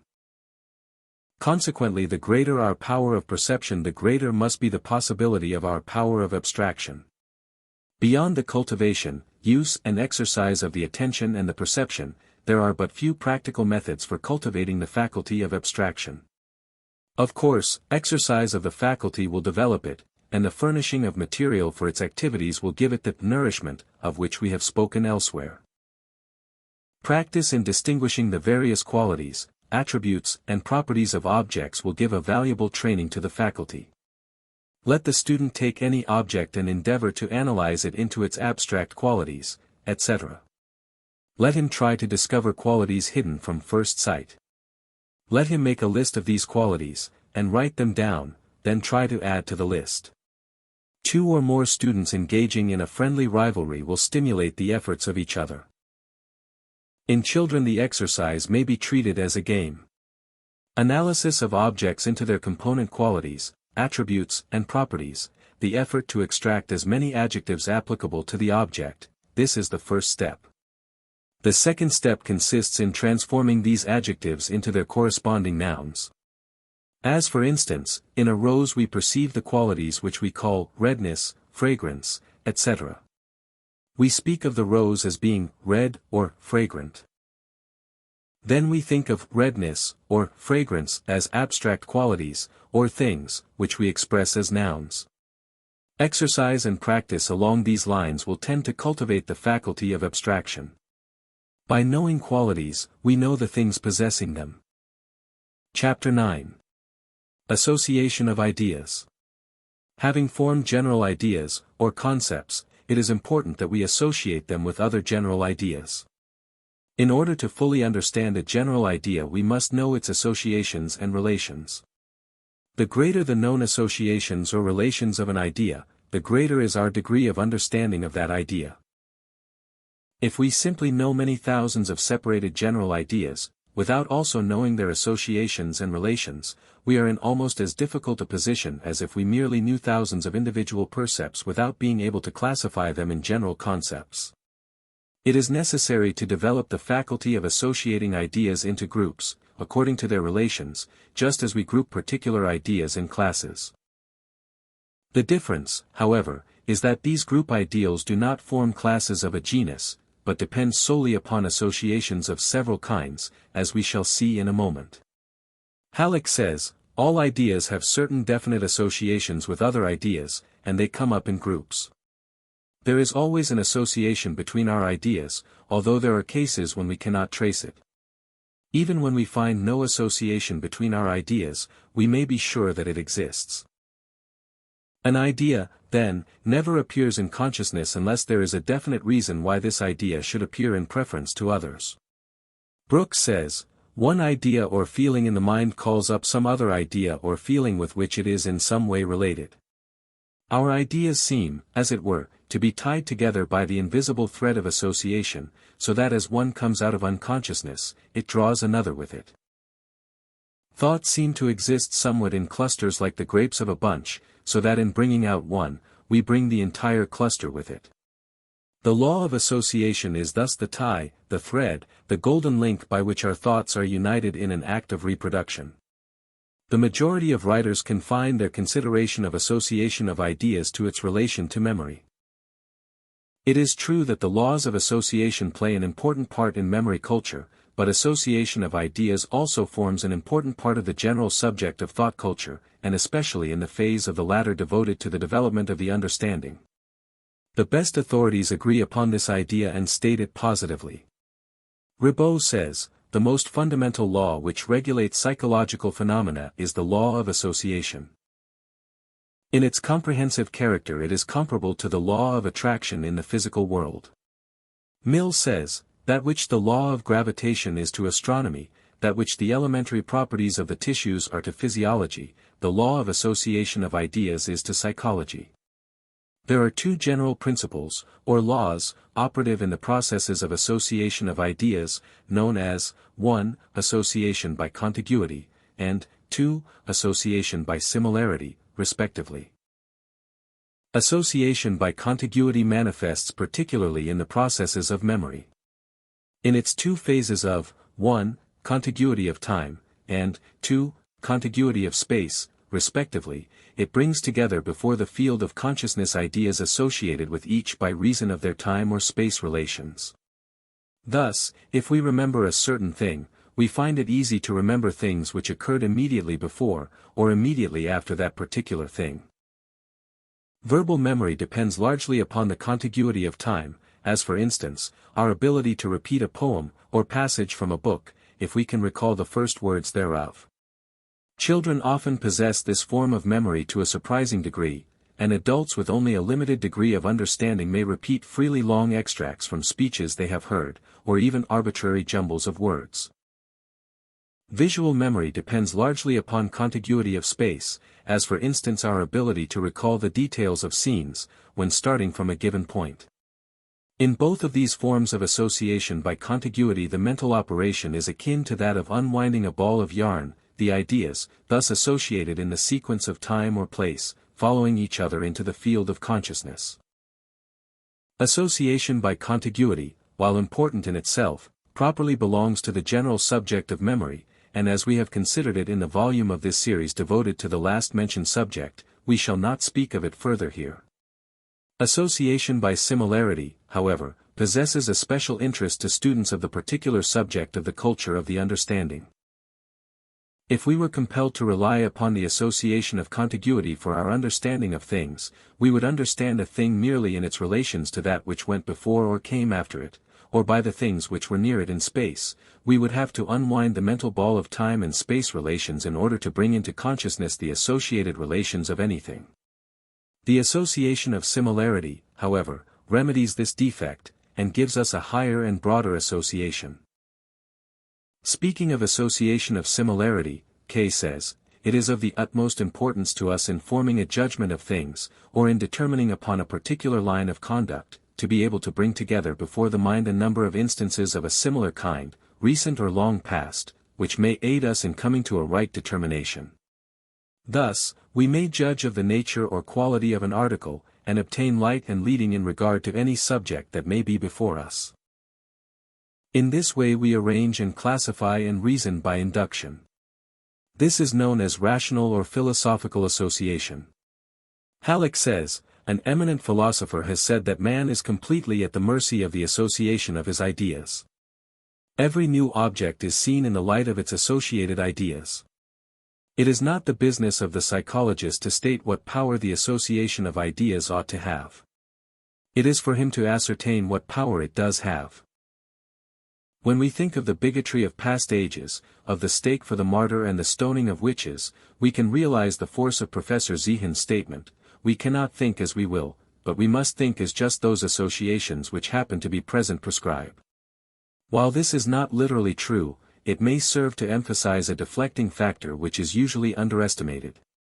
Locke says, "The connection in our minds of ideas, in themselves loose and independent of one another, has such an influence, and is of so great a force, to set us awry in our actions, as well moral as natural, passions, reasonings, and notions themselves, that, perhaps, there is not any one thing that deserves more to be looked after." Stuart says, "The bulk of mankind, being but little accustomed to reflect and to generalize, associate their ideas chiefly according to their more obvious relations, and above all to the casual relations arising from contiguity in time and place, whereas, in the mind of a philosopher ideas are commonly associated according to those relations which are brought to light in consequence of particular efforts of attention, such as the relations of cause and effect, or of premises and conclusion. Hence, it must necessarily happen that when he has occasion to apply to use his acquired knowledge, time and reflection will be requisite to enable him to recollect it. This association by similarity, or the rational and philosophical association of ideas, may be developed and cultivated by a little care and work. The first principle is that of learning the true relations of an idea, its various logical associations. Perhaps the easiest and best method is that adopted and practiced by Socrates, the old Greek philosopher, often called the Socratic method, the method of questioning. By questioning oneself, or others, regarding a thing, the mind of the person answering tends to unfold its stores of information, and to make new and true associations. Kay says, Socrates, Plato, and others among the ancients and some moderns, have been masters of this art. The principle of asking questions and obtaining answers to them may be said to characterize all intellectual effort. The great thing is to ask the right questions, and to obtain the right answers. Meiklejohn says, "This art of questioning possessed by Dr. Hodgson was something wonderful and unique, and was to the minds of most of his pupils a truly obstetric art. He told them little or nothing, but showed them how to find out for themselves." The Socratic method, he said, is the true one, especially with the young. But this questioning must be done logically, and orderly, and not in a haphazard way. As Fitch says, in proposing questions it is very necessary to keep in view the importance of arranging them in the exact order in which the subject would naturally develop itself in the mind of a logical and systematic thinker. A number of systems have been formulated by different writers on the subject, all of which have much merit. The following system of analysis, designed for the use of students desiring to acquire correct associations, was given in the volume of this series, entitled Memory, and is reproduced here because it is peculiarly adapted to the cultivation and development of the faculty of discovering and forming correct associations and relations between ideas. System of analysis. When you wish to discover what you really know regarding a thing, ask yourself the following questions about it, examining each point in detail, and endeavoring to bring before the mind your full knowledge regarding that particular point. Fill in the deficiencies by reading some good work of reference, an encyclopedia for instance, or consulting a good dictionary, or both. Where did it come from, or originate? What caused it? What history or record has it? What are its attributes, qualities or characteristics? What things can I most readily associate with it? What is it most like? What is it good for? How may it be used? What can I do with it? What does it prove? What can be deduced from it? What are its natural results? What happens because of it? What is its future, and its natural or probable end or finish? What do I think of it, on the whole? What are my general impressions regarding it? What do I know about it, in the way of general information? What have I heard about it, and from whom, and when? The following query table, from the same volume, may be found useful in the same direction. It is simpler and less complicated than the system given above. It has well been called a magic key of knowledge, and it opens many a mental door. Query table. Ask yourself the following questions regarding the thing under consideration. It will draw out many bits of information and associated knowledge in your mind. What? Whence?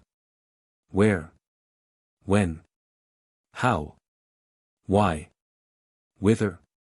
Remember, always, that the greater the number of associated and related ideas that you are able to group around a concept, the richer, fuller and truer does that concept become to you.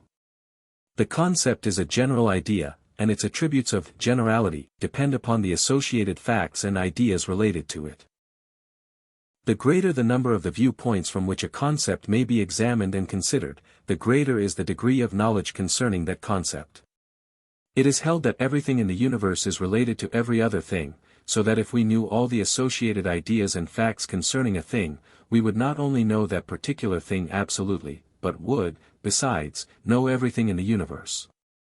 The chain of association is infinite in extent. Chapter 10. Generalization. We have seen that sensation is translated or interpreted into perception, and that from the percepts so created we may draw off, or separate, various qualities, attributes and properties by the analytical process we call abstraction. Abstraction, we have seen, thus constitutes the first step in the process of what is called understanding. The second step is called generalization or conception. Generalization, or conception, is that faculty of the mind by which we are able to combine and group together several particular ideas into one general idea.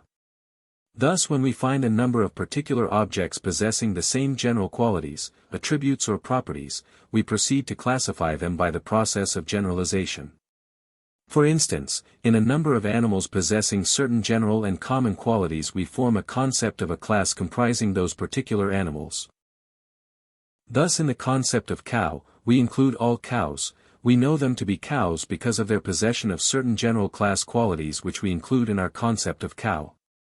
The particular cows may vary greatly in size, color and general appearance, but they possess the common general qualities which we group together in our general concept of cow. Likewise by reason of certain common and general qualities we include in our concept of man, all men, black, white, brown, red or yellow, of all races and degrees of physical and mental development.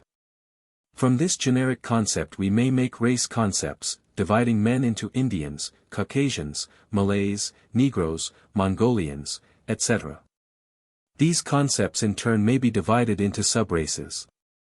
These subdivisions result from an analysis of the great concept. The great concept is built up by synthesis from the individuals, through the subdivisions of minor concepts. Or, again, we may form a concept of Napoleon Bonaparte, from the various qualities and characteristics which went to make up that celebrated man. The product of generalization or conception is called a concept. A concept is expressed in a word, or words, called a term. A concept is more than a mere word, it is a general idea. And a term is more than a mere word. It is the expression of a general idea. A concept is built up from the processes of perception, abstraction, comparison and generalization. We must first perceive, then analyze or abstract qualities, then compare qualities, then synthesize or classify according to the result of the comparison of qualities. By perceiving and comparing the qualities of various individual things, we notice their points of resemblance and difference, the points wherein they agree or disagree, wherein they are alike or unlike. Eliminating by abstraction the points in which they differ and are unlike, and, again by abstraction, retaining in consideration the points in which they resemble and are alike, we are able to group, arrange or classify these alike things into a class idea large enough to embrace them all. This class idea is what is known as a general idea or a concept.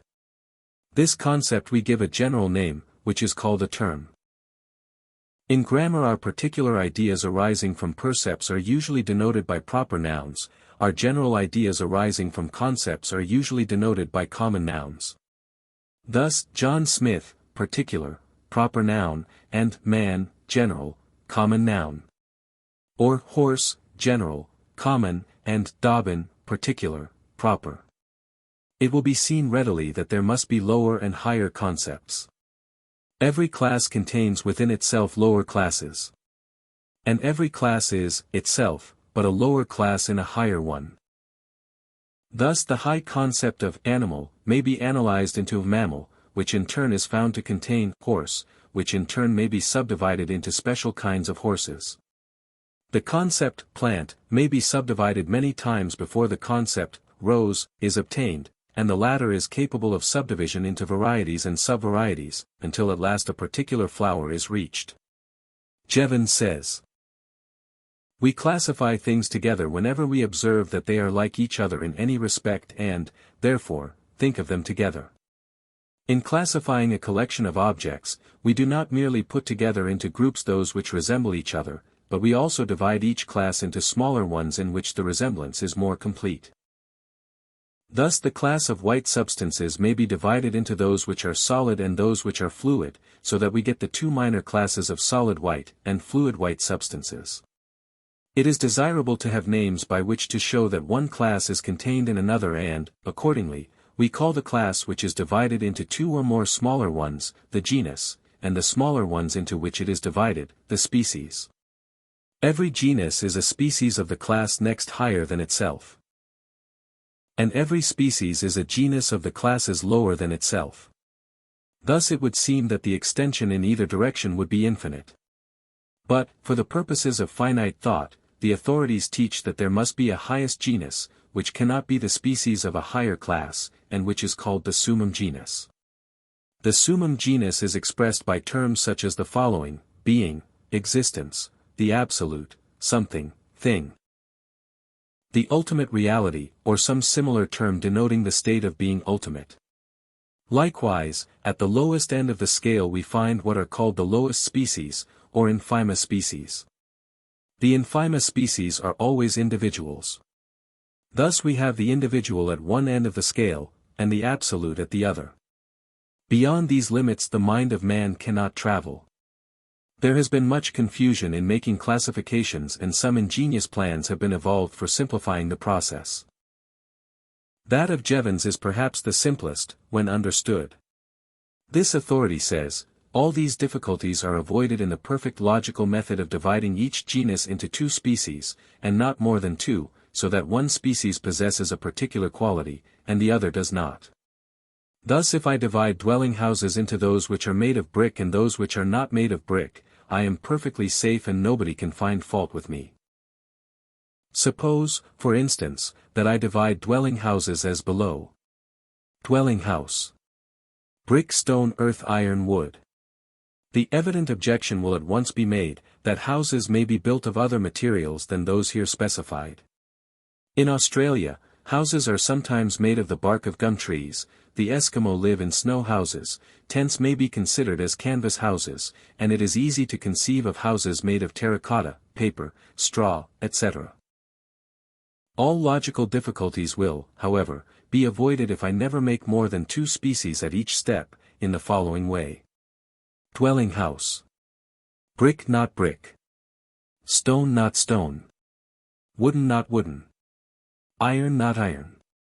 It is quite certain that I must in this division have left a place for every possible kind of house, for if a house is not made of brick, nor stone, nor wood, nor iron, it yet comes under the species at the right hand, which is not iron, not wooden, not stone, and not brick.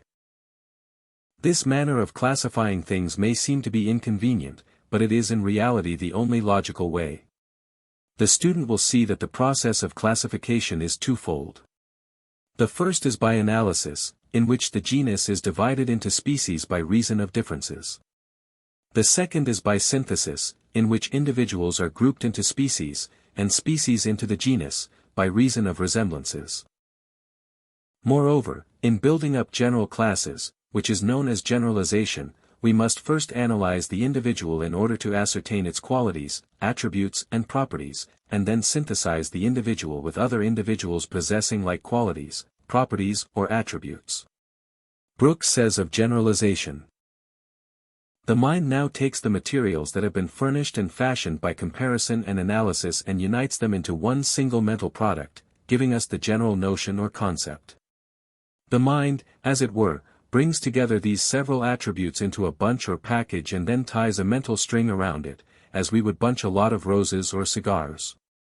Generalization is an ascending process. The broader concept is regarded as higher than the narrower concept. A concept is considered as higher than percept. A general idea stands above a particular idea. We thus go up from particulars to generals, from percepts to concepts, from lower concepts to higher concepts. Beginning down with particular objects, we rise from them to the general idea of their class. Having formed a number of lower classes, we compare them as we did individuals and generalize them into higher classes. We perform the same process with these higher classes and thus proceed until we are at last arrested in the highest class, that of being.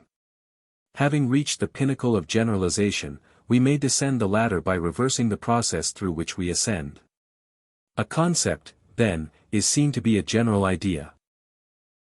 It is a general thought that embraces all the individuals of its own class and has in it all that is common to its own class, while it resembles no particular individual of its class in all respects. Thus, a concept of animal contains within itself the minor concepts of all animals and the animal quality of all animals, yet it differs from the percept of any one particular animal and the minor concepts of minor classes of animals. Consequently, a concept or general idea cannot be imaged or mentally pictured. We may picture a percept of any particular thing, but we cannot picture a general idea or concept because the latter does not partake of the particular qualities of any of its class, but embraces all the general qualities of the class. Try to picture the general idea, or concept, of man. You will find that any attempt to do so will result in the production of merely a man, some particular man. If you give the picture dark hair, it will fail to include the light-haired men. If you give it white skin, it will slight the darker-skinned races. If you picture a stout man, the thin ones are neglected. And so on in every feature. It is impossible to form a correct general class picture unless we include every individual in it. The best we can do is to form a sort of composite image, which at the best is in the nature of a symbol representative of the class. An ideal image to make easier the idea of the general class or term. From the above we may see the fundamental differences between a percept and a concept. The percept is the mental image of a real object, a particular thing. The concept is merely a general idea, or general notion, of the common attributes of a class of objects or things. A percept arises directly from sense impressions, while a concept is, in a sense, a pure thought, an abstract thing, a mental creation, an ideal. A concrete concept is a concept embodying the common qualities of a class of objects, as for instance, the concrete concept of lion, in which the general class qualities of all lions are embodied. An abstract concept is a concept embodying merely some one quality generally diffused, as for instance, the quality of fierceness in the general class of lions. Rose is a concrete concept, red, or redness, is an abstract concept. It will aid you in remembering this distinction to memorize Jevons' rule. A concrete term is the name of a thing, an abstract term is the name of a quality of a thing. A concrete concept, including all the particular individuals of a class, must also contain all the common qualities of those individuals. Thus, such a concept is composed of the ideas of the particular individuals and of their common qualities, in combination and union. From this arises the distinctive terms known as the content, extension and intension of concepts, respectively. The content of a concept is all that it includes, its full meaning. The extension of a concept depends upon its quantity aspect, it is its property of including numbers of individual objects within its content. The intension of a concept depends upon its quality aspect, it is its property of including class or common qualities, properties or attributes within its content. Thus, the extension of the concept horse covers all individual horses. While its intension includes all qualities, attributes, and properties common to all horses, class qualities possessed by all horses in common, and which qualities, etc., make the particular animals horses, as distinguished from other animals. It follows that the larger the number of particular objects in a class, the smaller must be the number of general class qualities, qualities common to all in the class. And, that the larger the number of common class qualities, the smaller must be the number of individuals in the class. As the logicians express it, the greater the extension, the less the intension, the greater the intention, the less the extension. Thus, animal is narrow in intension, but very broad in extension, for while there are many animals there are but very few qualities common to all animals. And horse is narrower in extension, but broader in intension.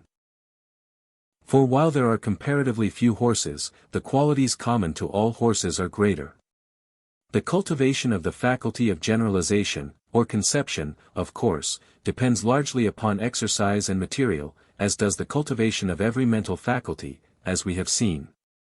But there are certain rules, methods and ideas which may be used to advantage in developing this faculty in the direction of clear and capable work. This faculty is developed by all of the general processes of thought, for it forms an important part of all thought.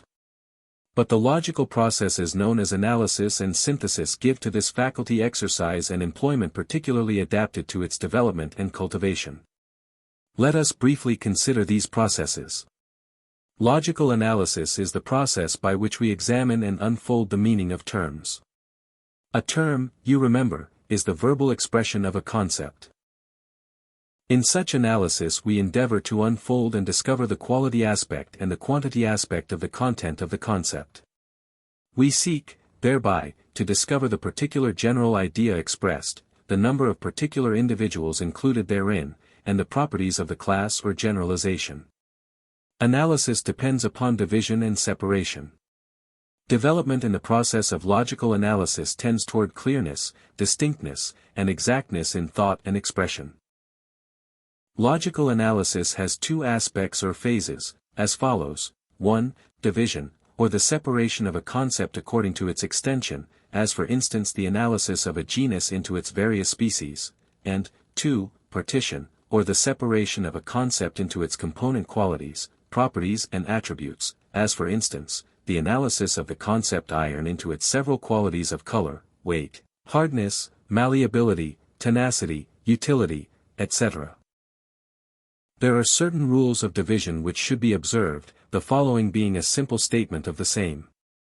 1. The division should be governed by a uniform principle. For instance, it would be illogical to first divide men into Caucasians, Mongolians, etc., and then further subdivide them into Christians, pagans, etc., for the first division would be according to the principle of race, and the second according to the principle of religion. Observing the rule of the uniform principle, we may divide men into races, and subraces, and so on, without regard to religion, and we may likewise divide men according to their respective religious, and then into minor denominations and sects, without regard to race or nationality. The above rule is frequently violated by careless thinkers and speakers. 2. The division should be complete and exhaustive. For instance, the analysis of a genus should extend to every known species of it, upon the principle that the genus is merely the sum of its several species. A textbook illustration of a violation of this rule is given in the case of the concept actions, when divided into good actions and bad actions, but omitting the very important species of indifferent actions. Carelessness in observance of this rule leads to fallacious reasoning and cloudy thinking. 3. The division should be in logical sequence. It is illogical to skip or pass over intermediate divisions, as for instance, when we divide animals into horses, trout and swallows, omitting the intermediate division into mammals, fish and birds. The more perfect the sequence, the clearer the analysis and the thought resulting therefrom. 4. The division should be exclusive. That is, the various species divided from a genus, should be reciprocally exclusive, should exclude one another. Thus to divide mankind into male, men and women, would be illogical, because the class male includes men. The division should be either, male and female, or else, men, women, boys, girls. The exercise of division along these lines, and according to these rules, will tend to improve one's powers of conception and analysis. Any class of objects, any general concept, may be used for practice. A trial will show you the great powers of unfoldment contained within this simple process. It tends to broaden and widen one's conception of almost any class of objects. There are also several rules for partition which should be observed, as follows. 1. The partition should be complete and exhaustive. That is, it should unfold the full meaning of the term or concept, so far as is concerned its several general qualities, properties and attributes. But this applies only to the qualities, properties and attributes which are common to the class or concept, and not to the minor qualities which belong solely to the various subdivisions composing the class, nor to the accidental or individual qualities belonging to the separate individuals in any subclass. The qualities should be essential and not accidental, general, not particular. A famous violation of this rule was had in the case of the ancient Platonic definition of man as a two-legged animal without feathers, which Diogenes rendered absurd by offering a plucked chicken as a man according to the definition. Clearness in thought requires the recognition of the distinction between the general qualities and the individual, particular or accidental qualities. Red hair is an accidental quality of a particular man and not a general quality of the class man. 2. The partition should consider the qualities, properties and attributes, according to the classification of logical division. That is, the various qualities, properties and attributes should be considered in the form of genus and species, as in division. In this classification, the rules of division apply. It will be seen that there is a close relationship existing between partition and definition. Definition is really a statement of the various qualities, attributes, and properties of a concept, either stated in particular or else in concepts of other and larger classes.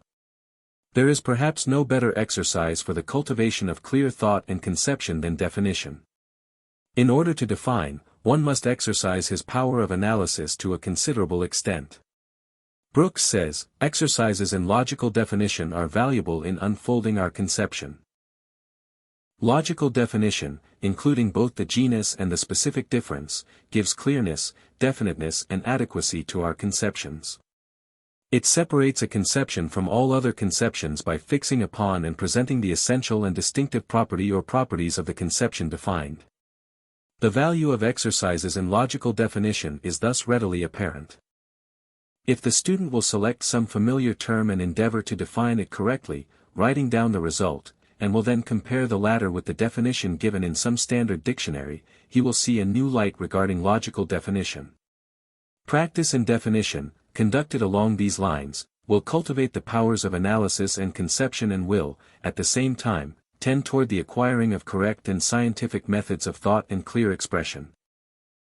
Hislop gives the following excellent rules of logical definition, which should be followed by the student in his exercises. 1. A definition should state the essential attributes of the species defined. 2. A definition must not contain the name or word defined. Otherwise the definition is called a circulus in definiendo, defining in a circle. 3. The definition must be exactly equivalent to the species defined. 4. A definition should not be expressed in obscure, figurative or ambiguous language. 5. A definition must not be negative when it can be affirmative. Logical synthesis is the exact opposite of logical analysis. In the latter we strive to separate and take apart, in the former we strive to bind together and combine the particulars into the general.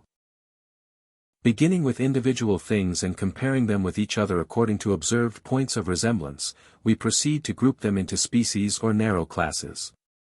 These classes, or species, we then combine with similar ones, into a larger class or genus, and then, according to the same process, into broader classes as we have shown in the first part of this chapter.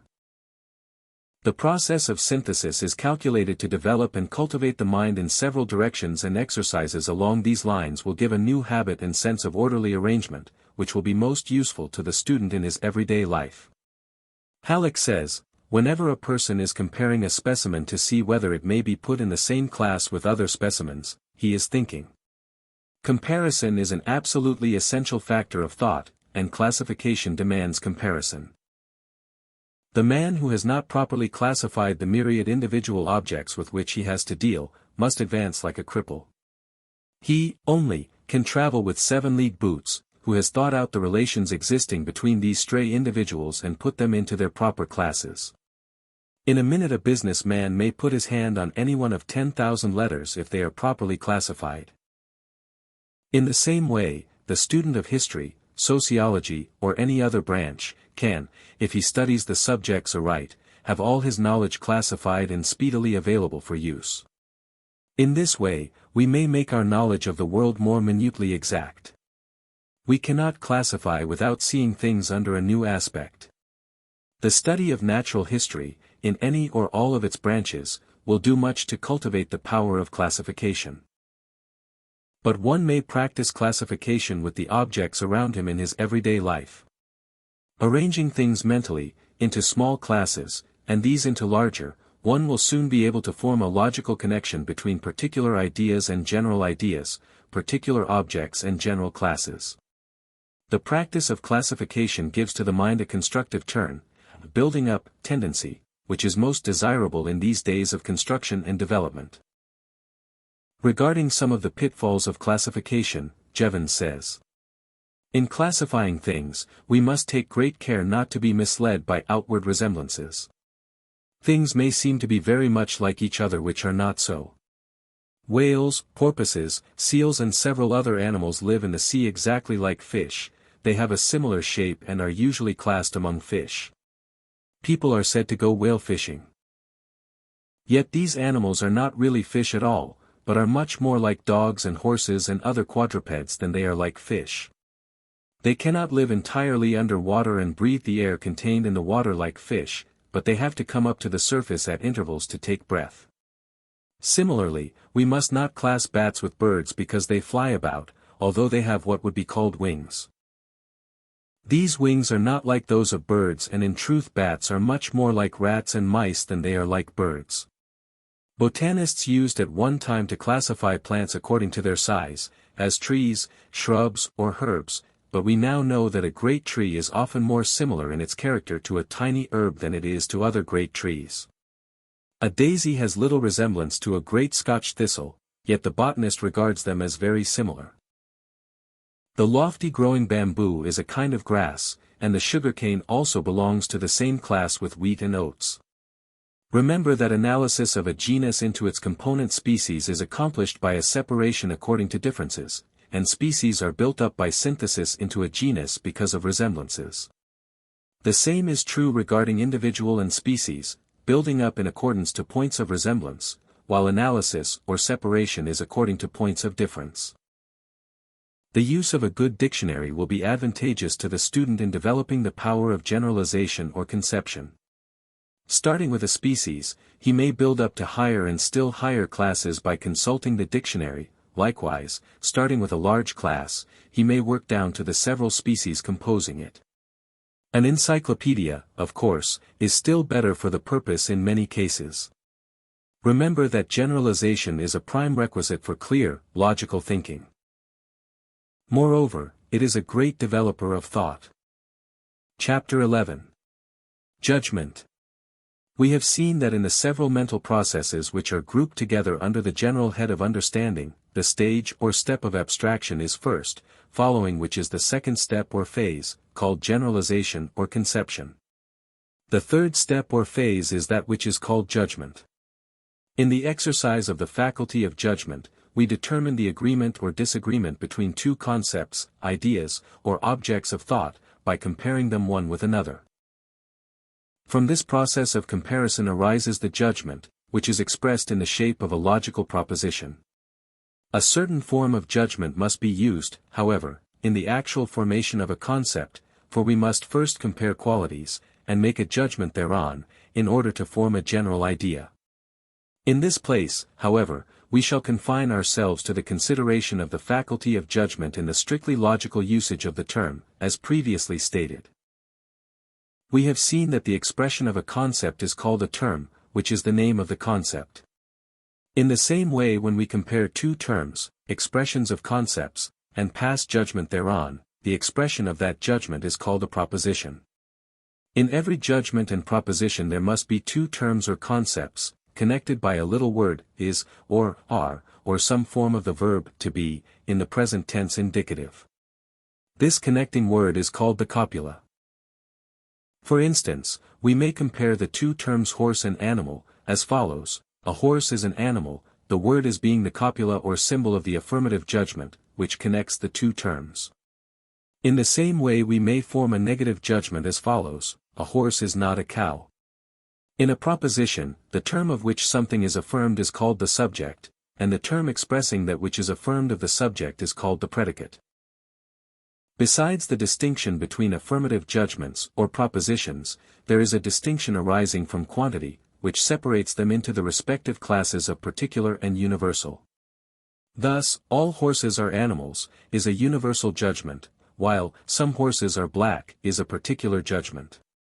Thus all judgments must be either affirmative or negative, and also either particular or universal. This gives us four possible classes of judgments, as follows, and illustrated symbolically. 1. Universal affirmative, as, all A is B. 2. Universal negative, as, no A is B. 3. Particular affirmative, as, some A is B. 4. Particular negative, as, some A is not B. The term or judgment is said to be distributed, that is, extended universally, when it is used in its fullest sense, in which it is used in the sense of each and every, of its kind or class. Thus in the proposition, horses are animals, the meaning is that each and every horse is an animal. In this case the subject is distributed or made universal. But the predicate is not distributed or made universal, but remains particular or restricted and implies merely some. For the proposition does not mean that the class horses includes all animals. For we may say that some animals are not horses. So you see we have several instances in which the distribution varies, both as regards the subject and also the predicate. The rule of logic applying in this case is as follows. 1. In universal propositions, the subject is distributed. 2. In particular propositions, the subject is not distributed. 3. In negative propositions, the predicate is distributed. 4. In affirmative propositions, the predicate is not distributed. A little time devoted to the analysis and understanding of the above rules will repay the student for his trouble, inasmuch as it will train his mind in the direction of logical distinction and judgment. The importance of these rules will appear later. Halleck says, judgment is the power revolutionizing the world. The revolution is slow because nature's forces are so complex, so hard to be reduced to their simplest forms, and so disguised and neutralized by the presence of other forces. The progress of the next 100 years will join many concepts, which now seem to have no common qualities. If the vast amount of energy latent in the sunbeams, in the rays of the stars, in the winds, in the rising and falling of the tides, is treasured up and applied to human purposes, it will be a fresh triumph for judgment. This world is rolling around in a universe of energy, of which judgment has as yet harnessed only the smallest appreciable fraction. Fortunately, judgment is ever working and silently comparing things that, to past ages, have seemed dissimilar.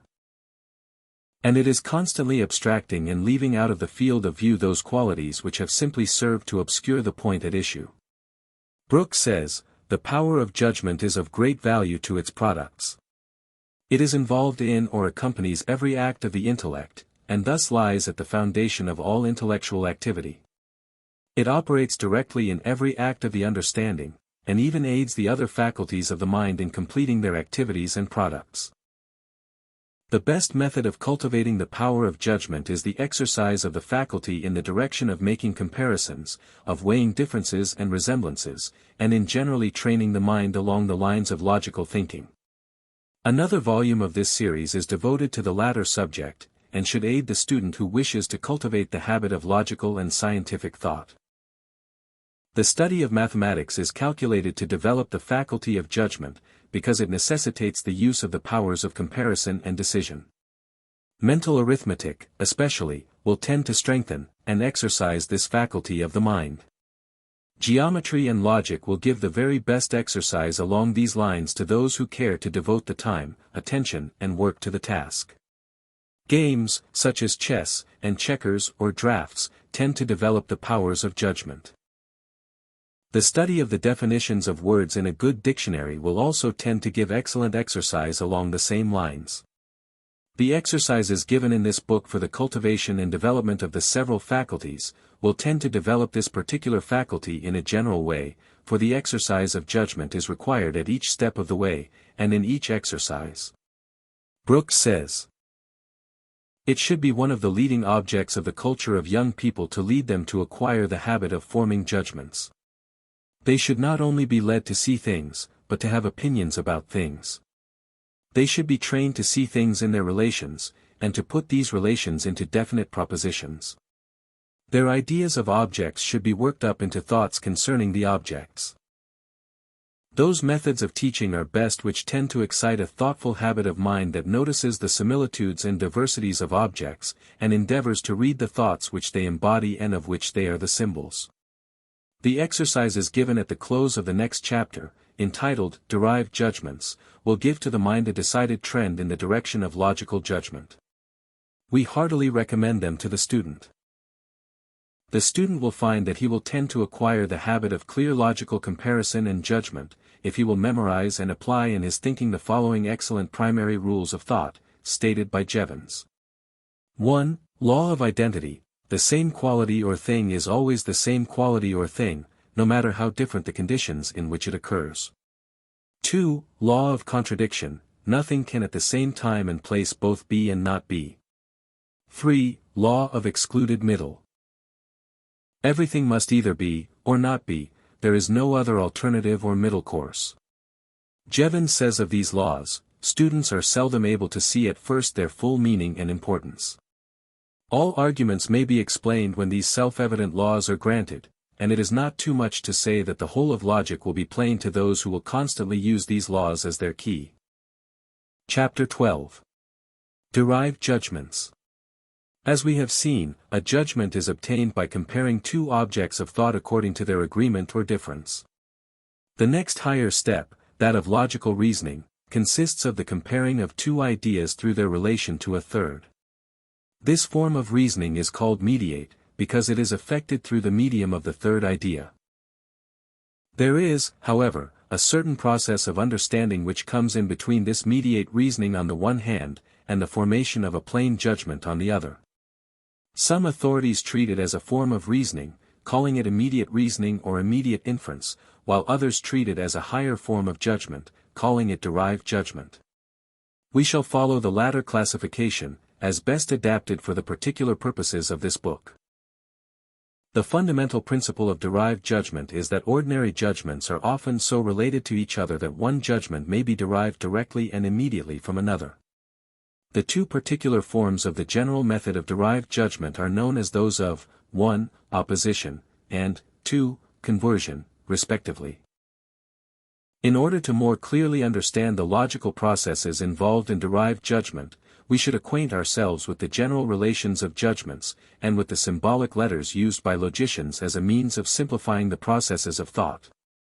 Logicians denote each of the four classes of judgments or propositions by a certain letter, the first four vowels, A, E, I and O, being used for the purpose. It has been found very convenient to use these symbols in denoting the various forms of propositions and judgments. The following table should be memorized for this purpose. Universal affirmative, symbolized by A. Universal negative, symbolized by E. Particular affirmative, symbolized by I. Particular negative, symbolized by O. It will be seen that these four forms of judgments bear certain relations to each other, from which arises what is called opposition. This may be better understood by reference to the following table called the square of opposition. A contraries E. I subcontraries O. Thus, A and E are contraries, I and O are subcontraries, A and I, and also E and O are subalterns, A and O, and also E and I are contradictories. The following will give a symbolic table of each of the four judgments or propositions with the logical symbols attached. A. All A is B. E. No A is B. 1. Some A is B. O. Some A is not B. The following are the rules governing and expressing the relations above indicated. of the contradictories, one must be true, and the other must be false. As for instance, all A is B, and some A is not B, cannot both be true at the same time. Neither can no A is B, and some A is B, both be true at the same time. They are contradictory by nature, and if one is true, the other must be false, if one is false, the other must be true. 2. Of the contraries. If one is true, the other must be false, but both may be false. As for instance, all A is B, and no A is B, cannot both be true at the same time. If one is true, the other must be false. But both may be false, as we may see when we may state that some A is B. So while these two propositions are contrary, they are not contradictory. While, if one of them is true, the other must be false, it does not follow that if one is false, the other must be true, for both may be false, leaving the truth to be found in a third proposition. 3. Of the sub-contraries, if one is false, the other must be true, but both may be true. As for instance, 1, some A is B, and some A is not B, may both be true, for they do not contradict each other. But one or the other must be true, they cannot both be false. 4. Of the subalterns.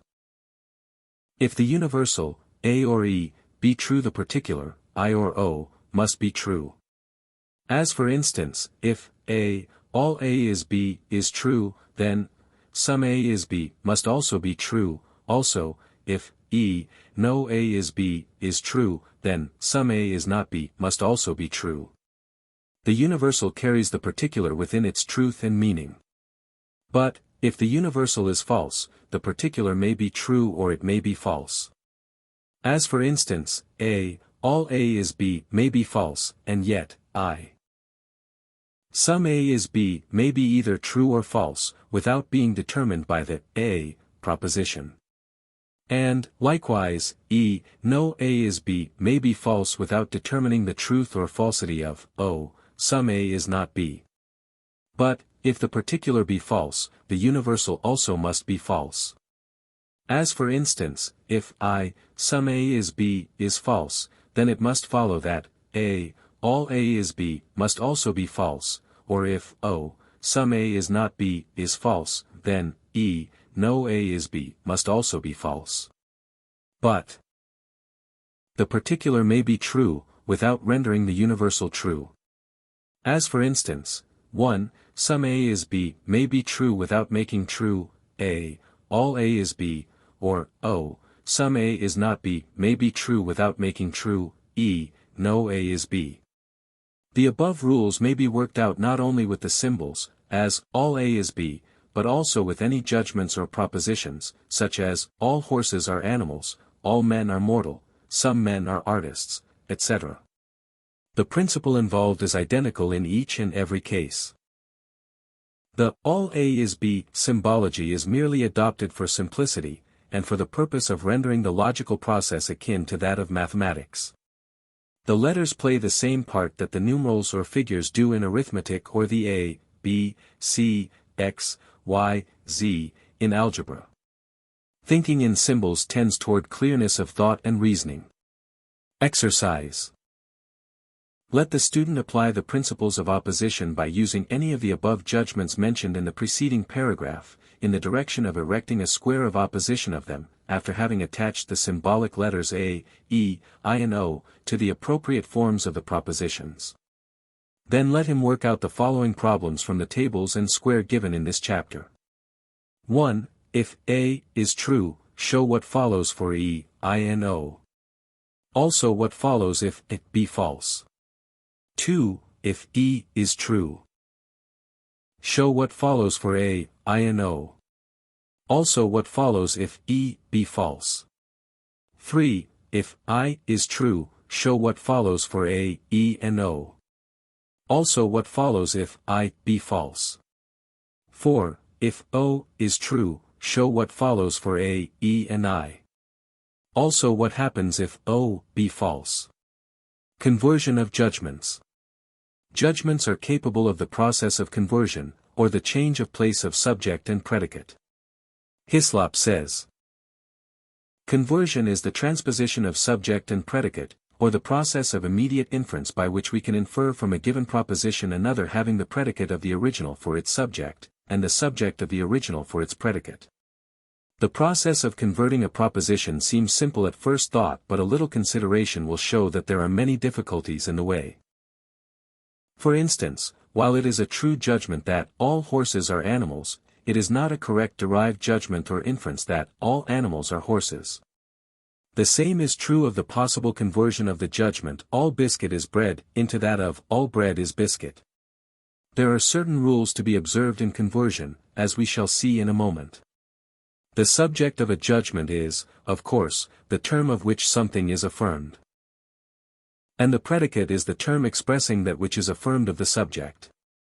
The predicate is really an expression of an attribute of the subject. Thus when we say, all horses are animals, we express the idea that all horses possess the attribute of animality, or when we say that, some men are artists, we express the idea that some men possess the attributes or qualities included in the concept artist. In conversion, the original judgment is called the convert end. And the new form of judgment, resulting from the conversion, is called the converse. Remember these terms, please. The two rules of conversion, stated in simple form, are as follows. 1. Do not change the quality of a judgment. The quality of the converse must remain the same as that of the convert end. 2. Do not distribute an undistributed term. No term must be distributed in the converse which is not distributed in the convert end. The reason of these rules is that it would be contrary to truth and logic to give to a converted judgment a higher degree of quality and quantity than is found in the original judgment. To do so would be to attempt to make twice 2 more than 2 plus 2. There are three methods or kinds of conversion, as follows: 1. Simple conversion, 2. Limited conversion, and 3. Conversion by contraposition. In simple conversion, there is no change in either quality or quantity. For instance, by simple conversion we may convert a proposition by changing the places of its subject and predicate, respectively. But as Jevons says, it does not follow that the new one will always be true if the old one was true.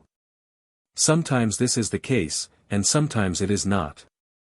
If I say, some churches are wooden buildings, I may turn it around and get some wooden buildings are churches. The meaning is exactly the same as before. This kind of change is called simple conversion, because we need do nothing but simply change the subjects and predicates in order to get a new proposition. We see that the particular affirmative proposition can be simply converted. Such is the case also with the universal negative proposition.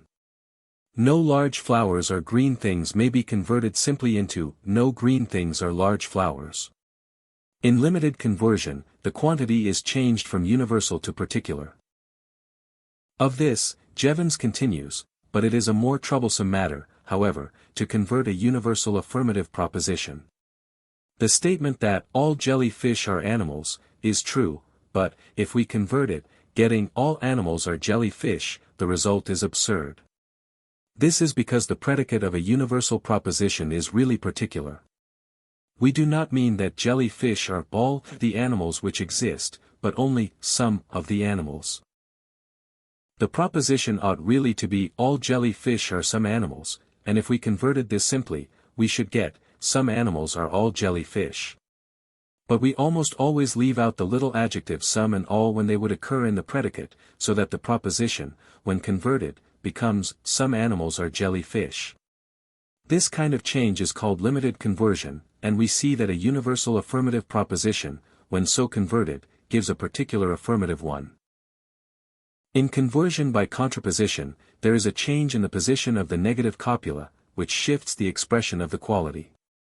As for instance, in the particular negative, some animals are not horses, we cannot say, some horses are not animals, for that would be a violation of the rule that, no term must be distributed in the converse which is not distributed in the convert end, for as we have seen in the preceding chapter, in particular propositions the subject is not distributed.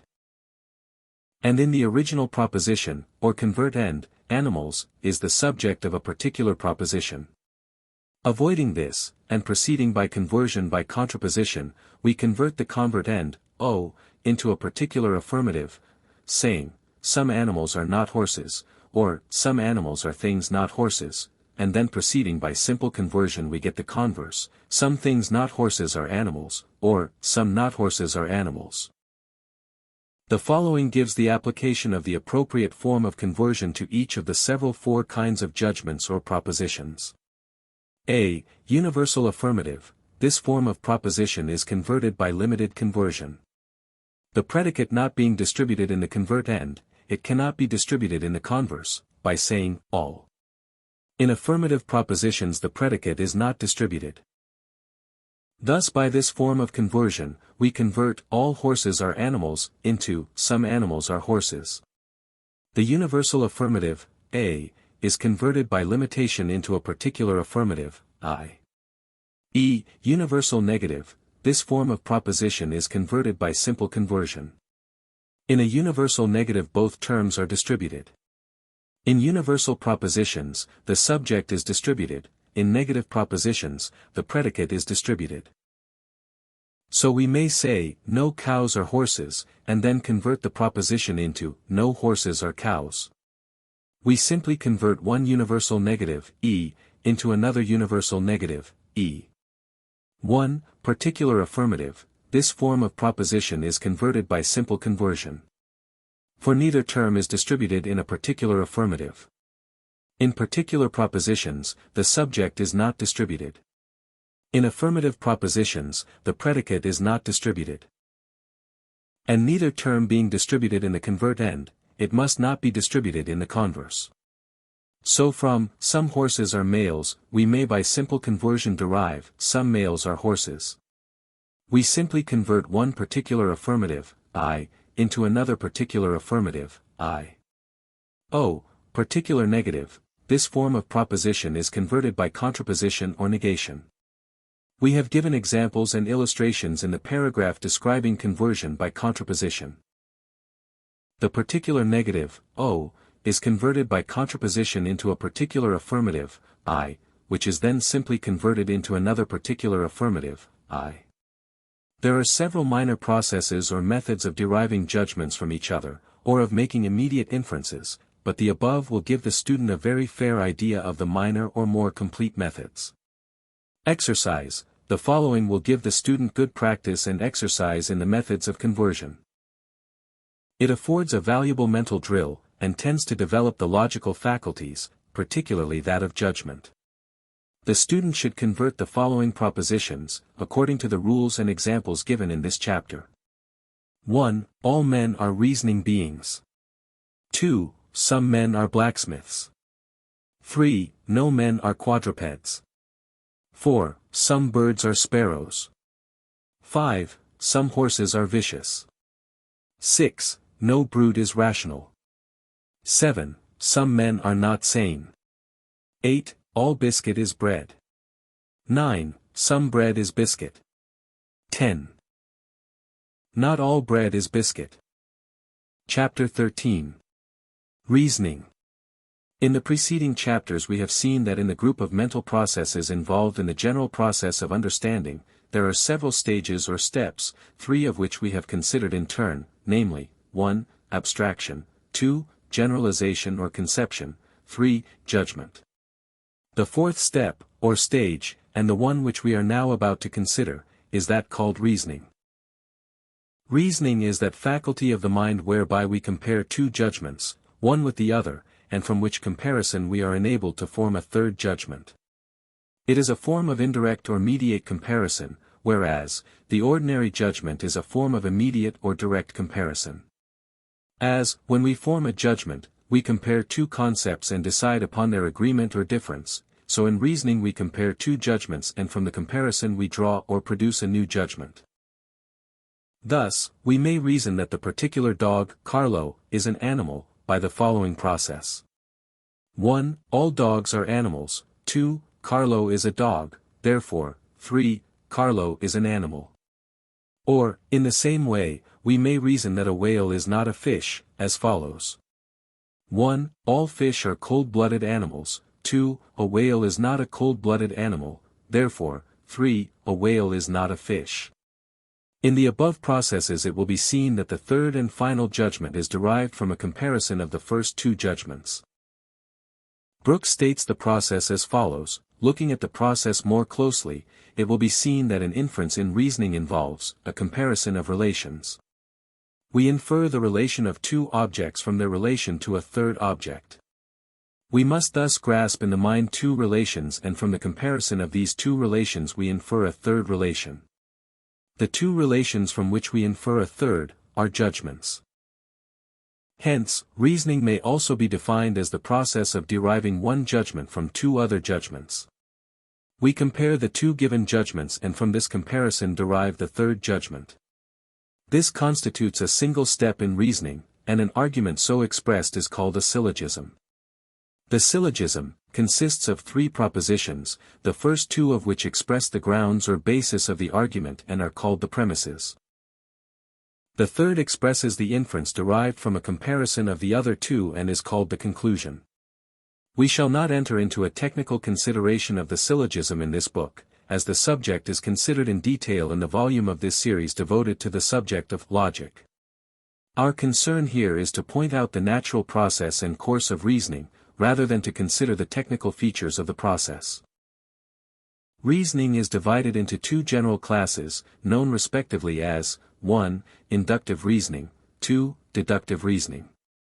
Inductive reasoning is the process of arriving at a general truth, law, or principle from a consideration of many particular facts and truths. Thus, if we find that a certain thing is true of a great number of particular objects, we may infer that the same thing is true of all objects of this particular kind. In one of the examples given above, one of the judgments was that all fish are cold-blooded animals, which general truth was arrived at by inductive reasoning based upon the examination of a great number of fish, and from thence assuming that all fish are true to this general law of truth. Deductive reasoning is the reverse of inductive reasoning, and is a process of arriving at a particular truth from the assumption of a general truth. Thus, from the assumption that all fish are cold-blooded animals, we, by deductive reasoning, arrive at the conclusion that the particular fish before us must be cold-blooded. Inductive reasoning proceeds upon the basic principle that what is true of the many is true of the whole, while deductive reasoning proceeds upon the basic principle that what is true of the whole is true of its parts. Regarding the principle of inductive reasoning, Halleck says, "Man has to find out through his own experience, or that of others, the major premises from which he argues or draws his conclusions. By induction, we examine what seems to us a sufficient number of individual cases. We then conclude that the rest of these cases, which we have not examined, will obey the same general law. The judgment 'all men are mortal' was reached by induction. It was observed that all past generations of men had died, and this fact warranted the conclusion that all men living will die. We make that assertion as boldly as if we had seen them all die. The premise, 'all cows chew the cud,' was laid down after a certain number of cows had been examined. If we were to see a cow 20 years hence, we should expect to find that she chewed the cud. It was noticed by astronomers that, after a certain number of days, the Earth regularly returned to the same position in its orbit, the sun rose in the same place, and the day was of the same length. Hence, the length of the year and of each succeeding day was determined, and the almanac maker now infers that the same will be true of future years. He tells us that the sun on the 1st of next December will rise at a given time, although he cannot throw himself into the future to verify the conclusion. Brooks says regarding this principle, this proposition is founded on our faith in the uniformity of nature. Take away this belief, and all reasoning by induction fails. The basis of induction is thus often stated to be man's faith in the uniformity of nature. Induction has been compared to a ladder upon which we ascend from facts to laws. This ladder cannot stand unless it has something to rest upon, and this something is our faith in the constancy of nature's laws. There are two general ways of obtaining our basis for the process of inductive reasoning. One of these is called perfect induction and the other imperfect induction. Perfect induction is possible only when we have had the opportunity of examining every particular object or thing of which the general idea is expressed. For instance, if we could examine every fish in the universe, we would have the basis of perfect induction for asserting the general truth that all fishes are cold-blooded. But this is practically impossible in the great majority of cases, and so we must fall back upon more or less imperfect induction. We must assume the general law from the fact that it is seen to exist in a very great number of particular cases, upon the principle that, what is true of the many is true of the whole. As Halleck says regarding this, whenever we make a statement such as, all men are mortal, without having tested each individual case or, in other words, without having seen every man die, we are reasoning from imperfect induction. Every time a man buys a piece of beef, a bushel of potatoes or a loaf of bread, he is basing his action on inference from imperfect induction. He believes that beef, potatoes and bread will prove nutritious food, although he has not actually tested those special edibles before purchasing them. They have hitherto been found to be nutritious on trial, and he argues that the same will prove true of those special instances. Whenever a man takes stock in a new national bank, a manufactory, or a bridge, he is arguing from past cases that this special investment will prove profitable. We instinctively believe in the uniformity of nature. If we did not, we should not consult our almanacs. If sufficient heat will cause phosphorus to burn today, we conclude that the same result will follow tomorrow if the circumstances are the same. But, it will be seen, much care must be exercised in making observations, experiments and comparisons, and in making generalizations. The following general principles will give the views of the authorities regarding this. Atwater gives the two general rules. Rule of agreement: if, whenever a given object or agency is present, without counteracting forces, a given effect is produced, there is a strong evidence that the object or agency is the cause of the effect. Rule of disagreement: if when the supposed cause is present the effect is present, and when the supposed cause is absent the effect is wanting, there being in neither case any other agents present to affect the result, we may reasonably infer that the supposed cause is the real one. Rule of residue: when in any phenomena we find a result remaining after the effects of all known causes are estimated, we may attribute it to a residual agent not yet reckoned. Rule of concomitant variations: when a variation in a given antecedent is accompanied by a variation of a given consequent, they are in some manner related as cause and effect. Atwater says, of the above rules, that, whenever either of these criteria is found, free from conflicting evidence, and especially when several of them concur, the evidence is clear that the cases observed are fair representatives of the whole class, and warrant a valid universal inductive conclusion. We now come to what is known as hypothesis or theory, which is an assumed general principle, a conjecture or supposition founded upon observed and tested facts. Some authorities use the term theory in the sense of a verified hypothesis, but the two terms are employed loosely and the usage varies with different authorities. What is known as the probability of a hypothesis is the proportion of the number of facts it will explain. The greater the number of facts it will explain, the greater is its probability. A hypothesis is said to be verified when it will account for all the facts which are properly to be referred to it. Some very critical authorities hold that verification should also depend upon there being no other possible hypotheses which will account for the facts, but this is generally considered an extreme position. A hypothesis is the result of a peculiar mental process which seems to act in the direction of making a sudden anticipatory leap toward a theory, after the mind has been saturated with a great body of particular facts. Some have spoken of the process as almost intuitive and, indeed, the testimony of many discoverers of great natural laws would lead us to believe that the subconscious region of the mind most active in making what Laplace has called, the great guess of discovery of principle.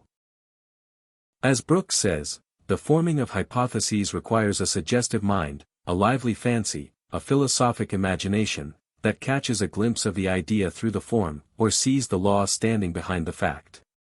Thomson says, the system of anatomy which has immortalized the name of Oken, is the consequence of a flash of anticipation which glanced through his mind when he picked up in a chance walk the skull of a deer, bleached and disintegrated by the weather, and exclaimed, after a glance, it is part of a vertebral column.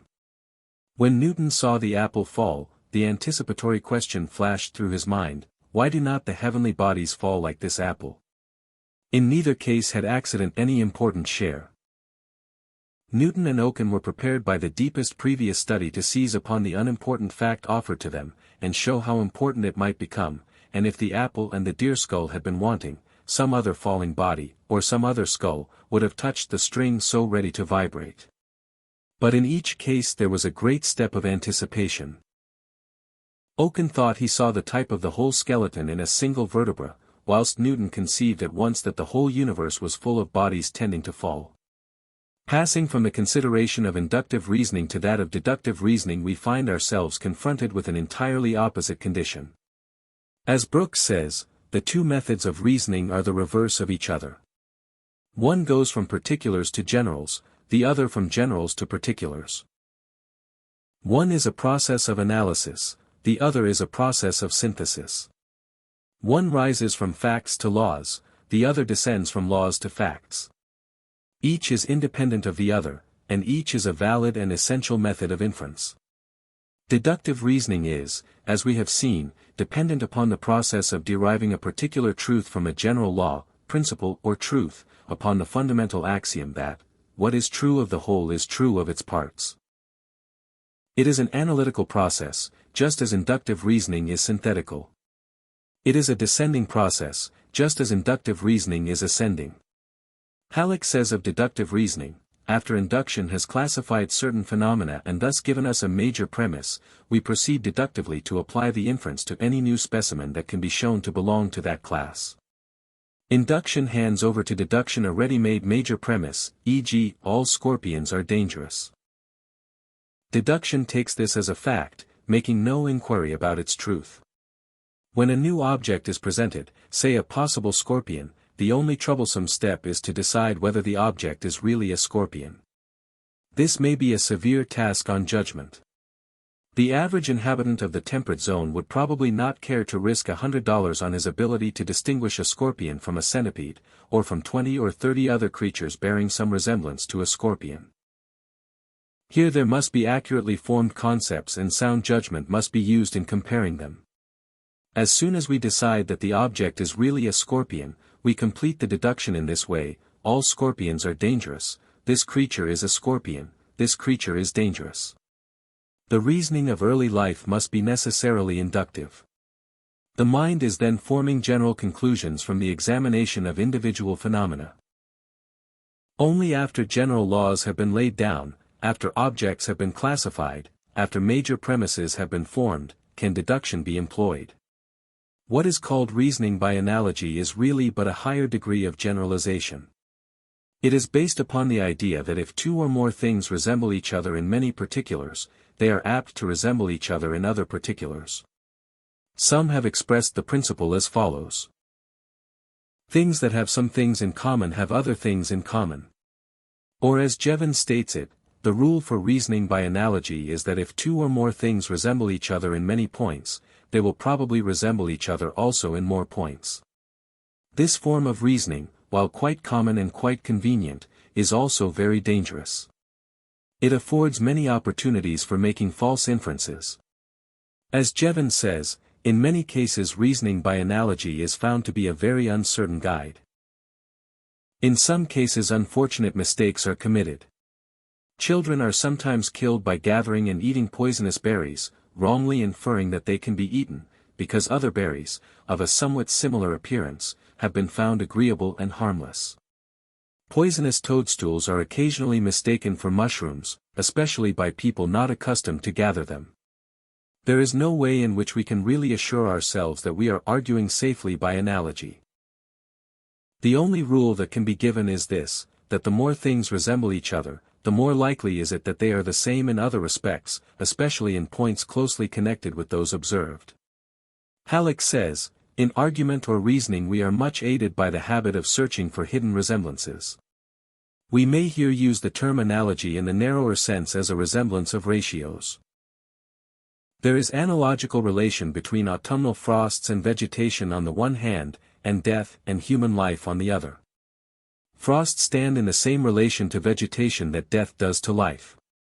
The detection of such a relation cultivates thought. If we are to succeed in argument, we must develop what some call a sixth sense for the detection of such relations. Many false analogies are manufactured, and it is excellent thought training to expose them. The majority of people think so little that they swallow false analogies just as newly fledged robins swallow small stones dropped into their open mouths.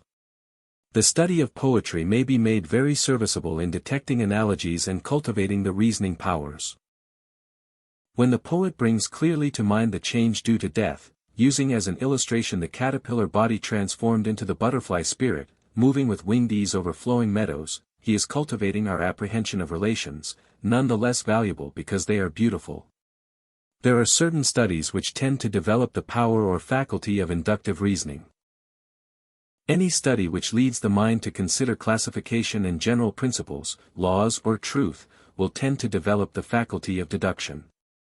Physics, chemistry, astronomy, biology, and natural history are particularly adapted to develop the mind in this particular direction. Moreover, the mind should be directed to an inquiry into the causes of things. Facts and phenomena should be observed, and an attempt should be made not only to classify them, but also to discover general principles moving them. Tentative or provisional hypotheses should be erected, and then the facts re-examined in order to see whether they support the hypotheses or theory. Study of the processes whereby the great scientific theories were erected, and the proofs then adduced in support of them, will give the mind the habit of thinking along the lines of logical induction. The question ever in the mind in inductive reasoning is, why? The dominant idea in inductive reasoning is the search for causes. In regard to the pitfalls of inductive reasoning, the fallacies, so-called, Hislop says, it is not easy to indicate the inductive fallacies, if it be even possible, in the formal process of induction. It is certain, however, that in respect to the subject matter of the conclusion in inductive reasoning there are some very definite limitations upon the right to transcend the premises. We cannot infer anything we please from any premises we please. We must conform to certain definite rules or principles. Any violation of them will be a fallacy. These rules are the same as those for material fallacies in deduction, so that the fallacies of induction, whether they are ever formal or not, are at least material, that is, they occur whenever equivocation and presumption are committed. There are, then, two simple rules which should not be violated. 1. The subject matter in the conclusion should be of the same general kind as in the premises. 2. The facts constituting the premises must be accepted and must not be fictitious. One may develop his faculty or power of deductive reasoning by pursuing certain lines of study. The study of mathematics, particularly in its branch of mental arithmetic, is especially valuable in this direction. Algebra and geometry have long been known to exercise an influence over the mind which gives to it a logical trend and cast. The processes involved in geometry are akin to those employed in logical reasoning, and must necessarily train the mind in this special direction. As Brooks says, so valuable is geometry as a discipline that many lawyers and others review their geometry every year in order to keep the mind drilled to logical habits of thinking. The study of grammar, rhetoric and the languages, are also valuable in the culture and development of the faculty of deductive reasoning. The study of psychology and philosophy have value in this connection. The study of law is very valuable in creating logical habits of thinking deductively. But in the study of logic we have possibly the best exercise in the development and culture of this particular faculty. As Brooks well says, the study of logic will aid in the development of the power of deductive reasoning. It does this first by showing the method by which we reason. To know how we reason, to see the laws which govern the reasoning process, to analyze the syllogism and see its conformity to the laws of thought, is not only an exercise of reasoning, but gives that knowledge of the process that will be both a stimulus and a guide to thought. No one can trace the principles and processes of thought without receiving thereby an impetus to thought. In the second place, the study of logic is probably even more valuable because it gives practice in deductive thinking. This, perhaps, is its principal value, since the mind reasons instinctively without knowing how it reasons. One can think without the knowledge of the science of thinking, just as one can use language correctly without a knowledge of grammar, yet as the study of grammar improves one's speech, so the study of logic cannot but improve one's thought. The study of the common fallacies, such as begging the question, reasoning in a circle, etc., is particularly important to the student, for when one realizes that such fallacies exist, and is able to detect and recognize them, he will avoid their use in framing his own arguments, and will be able to expose them when they appear in the arguments of others. The fallacy of begging the question consists in assuming as a proven fact something that has not been proven, or is not accepted as proven by the other party to the argument. It is a common trick in debate. The fact assumed may be either the particular point to be proved, or the premise necessary to prove it. Hislop gives the following illustration of this fallacy: good institutions should be united, church and state are good institutions, therefore, church and state should be united. The above syllogism seems reasonable at first thought, but analysis will show that the major premise, good institutions should be united, is a mere assumption without proof. Destroy this premise and the whole reasoning fails. Another form of fallacy, quite common, is that called reasoning in a circle, which consists in assuming as proof of a proposition the proposition itself, as for instance, this man is a rascal, because he is a rogue, he is a rogue, because he is a rascal. We see through glass, because it is transparent. The child is dumb, because it has lost the power of speech. He is untruthful, because he is a liar. The weather is warm, because it is summer, because the weather is warm. These and other fallacies may be detected by a knowledge of logic, and the perception and detection of them strengthens one in his faculty of deductive reasoning. The study of the laws of the syllogism, in logic, will give to one a certain habitual sense of stating the terms of his argument according to these laws, which when acquired will be a long step in the direction of logical thinking, and the culture of the faculties of deductive reasoning. In concluding this chapter, we wish to call your attention to a fact often overlooked by the majority of people. Halleck well expresses it as follows. Belief is a mental state which might as well be classed under emotion as under thinking, for it combines both elements. Belief is a part inference from the known to the unknown, and part feeling and emotion. Others have gone so far as to say that the majority of people employ their intellects merely to prove to themselves and others that which they feel to be true, or wish to be true, rather than to ascertain what is actually true by logical methods. Others have said that men do not require arguments to convince them, they want only excuses to justify them in their feelings, desires, or actions. Cynical though this may seem, there is sufficient truth in it to warn one to guard against the tendency. Jevons says, regarding the question of the culture of logical processes of thought. Monsieur Jourdain, an amusing person in one of Molière's plays, expressed much surprise on learning that he had been talking prose for more than 40 years without knowing it. 99 people out of 100 might be equally surprised on hearing that they had long been converting propositions, syllogizing, falling into paralogisms, framing hypotheses and making classifications with genera and species. If asked if they were logicians, they would probably answer, no. They would be partly right, for I believe that a large number even of educated persons have no clear idea of what logic is. Yet, in a certain way, everyone must have been a logician since he began to speak. It may be asked, if we cannot help being logicians, why do we need logic books at all? The answer is that there are logicians, and logicians. All persons are logicians in some manner or degree, but unfortunately many people are bad ones and suffer harm in consequence. It is just the same in other matters. Even if we do not know the meaning of the name, we are all athletes in some manner or degree. No one can climb a tree or get over a gate without being more or less an athlete. Nevertheless, he who wishes to do these actions really well, to have a strong muscular frame and thereby to secure good health and personal safety, as far as possible, should learn athletic exercises. Chapter 14. Constructive Imagination.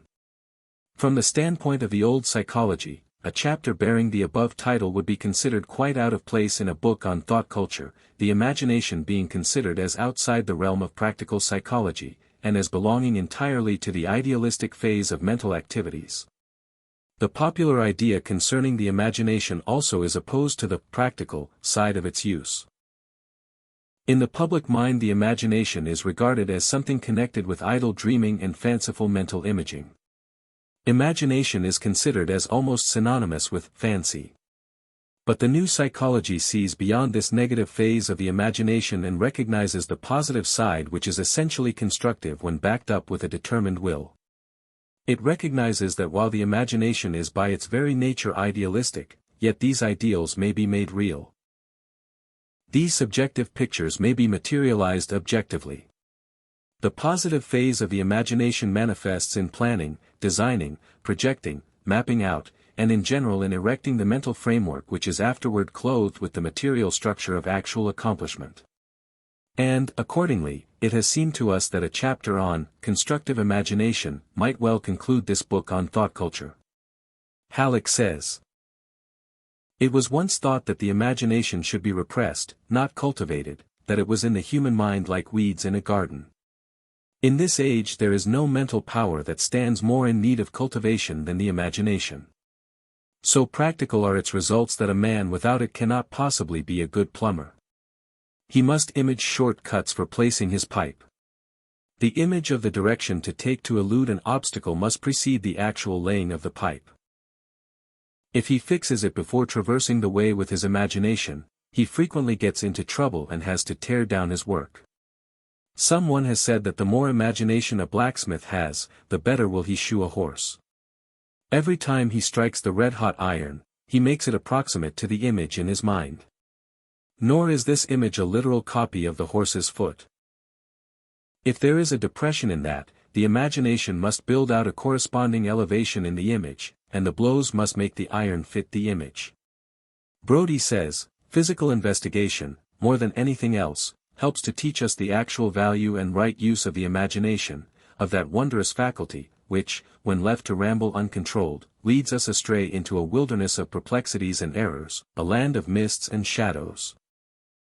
But which, properly controlled by experience and reflection, becomes the noblest attribute of man, the source of poetic genius, the instrument of discovery in science, without the aid of which Newton would never have invented flux ions nor Davy have decomposed the earths and alkalis, nor would Columbus have found another continent. The imagination is more than memory, for the latter merely reproduces the impressions made upon it, while the imagination gathers up the material of impression and weaves new fabrics from them or builds new structures from their separated units. As Tyndall well said, philosophers may be right in affirming that we cannot transcend experience, but we can at all events carry it a long way from its origin. We can also magnify, diminish, qualify and combine experiences, so as to render them fit for purposes entirely new. We are gifted with the power of imagination, and by this power we can lighten the darkness which surrounds the world of the senses. There are Tories, even in science, who regard imagination as a faculty to be feared and avoided rather than employed. But bounded and conditioned by Cooperant reason, imagination becomes the mightiest instrument of the physical discoverer. Newton's passage from a falling apple to a falling moon was, at the outset, a leap of the imagination. Brooks says, "The imagination is a creative as well as a combining power. The imagination can combine objects of sense into new forms, but it can do more than this. The objects of sense are, in most cases, merely the materials with which it works. The imagination is a plastic power, molding the things of sense into new forms to express its ideals. And it is these ideals that constitute the real products of the imagination. The objects of the material world are to it like clay in the hands of the potter, it shapes them into forms according to its own ideals of grace and beauty. He, who sees no more than a mere combination in these creations of the imagination, misses the essential element and elevates into significance that which is merely incidental. Imagination, in some degree or phase, must come before voluntary physical action and conscious material creation. Everything that has been created by the hand of man has first been created in the mind of man by the exercise of the imagination. Everything that man has wrought has first existed in his mind as an ideal, before his hands, or the hands of others, wrought it into material reality. As Maudsley says, "It is certain that in order to execute consciously a voluntary act we must have in the mind a conception of the aim and purpose of the act." Kay says, It is as serving to guide and direct our various activities that mental images derive their chief value and importance. In anything that we purpose or intend to do, we must first of all have an idea or image of it in the mind, and the more clear and correct the image, the more accurately and efficiently will the purpose be carried out. We cannot exert an act of volition without having in the mind an idea or image of what we will to effect. Upon the importance of a scientific use of the imagination in everyday life, the best authorities agree. Maudsley says, "We cannot do an act voluntarily unless we know what we are going to do, and we cannot know exactly what we are going to do until we have taught ourselves to do it." Bain says, "By aiming at a new construction, we must clearly conceive what is aimed at." Where we have a very distinct and intelligible model before us, we are in a fair way to succeed. In proportion as the ideal is dim and wavering we stagger and miscarry. Kay says, "A clear and accurate idea of what we wish to do, and how it is to be effected, is of the utmost value and importance in all the affairs of life." A man's conduct naturally shapes itself according to the ideas in his mind, and nothing contributes more to his success in life than having a high ideal and keeping it constantly in view. Where such is the case one can hardly fail in attaining it. Numerous unexpected circumstances will be found to conspire to bring it about, and even what seemed at first hostile may be converted into means for its furtherance. While by having it constantly before the mind he will be ever ready to take advantage of any favoring circumstances that may present themselves. Simpson says, "A passionate desire and an unwearied will can perform impossibilities, or what seem to be such, to the cold and feeble." Lytton says, "Dream, O youth, dream manfully and nobly, and thy dreams shall be prophets." Foster says, "It is wonderful how even the casualties of life seem to bow to a spirit that will not bow to them, and yield to subserve a design which they may, in their first apparent tendency, threaten to frustrate.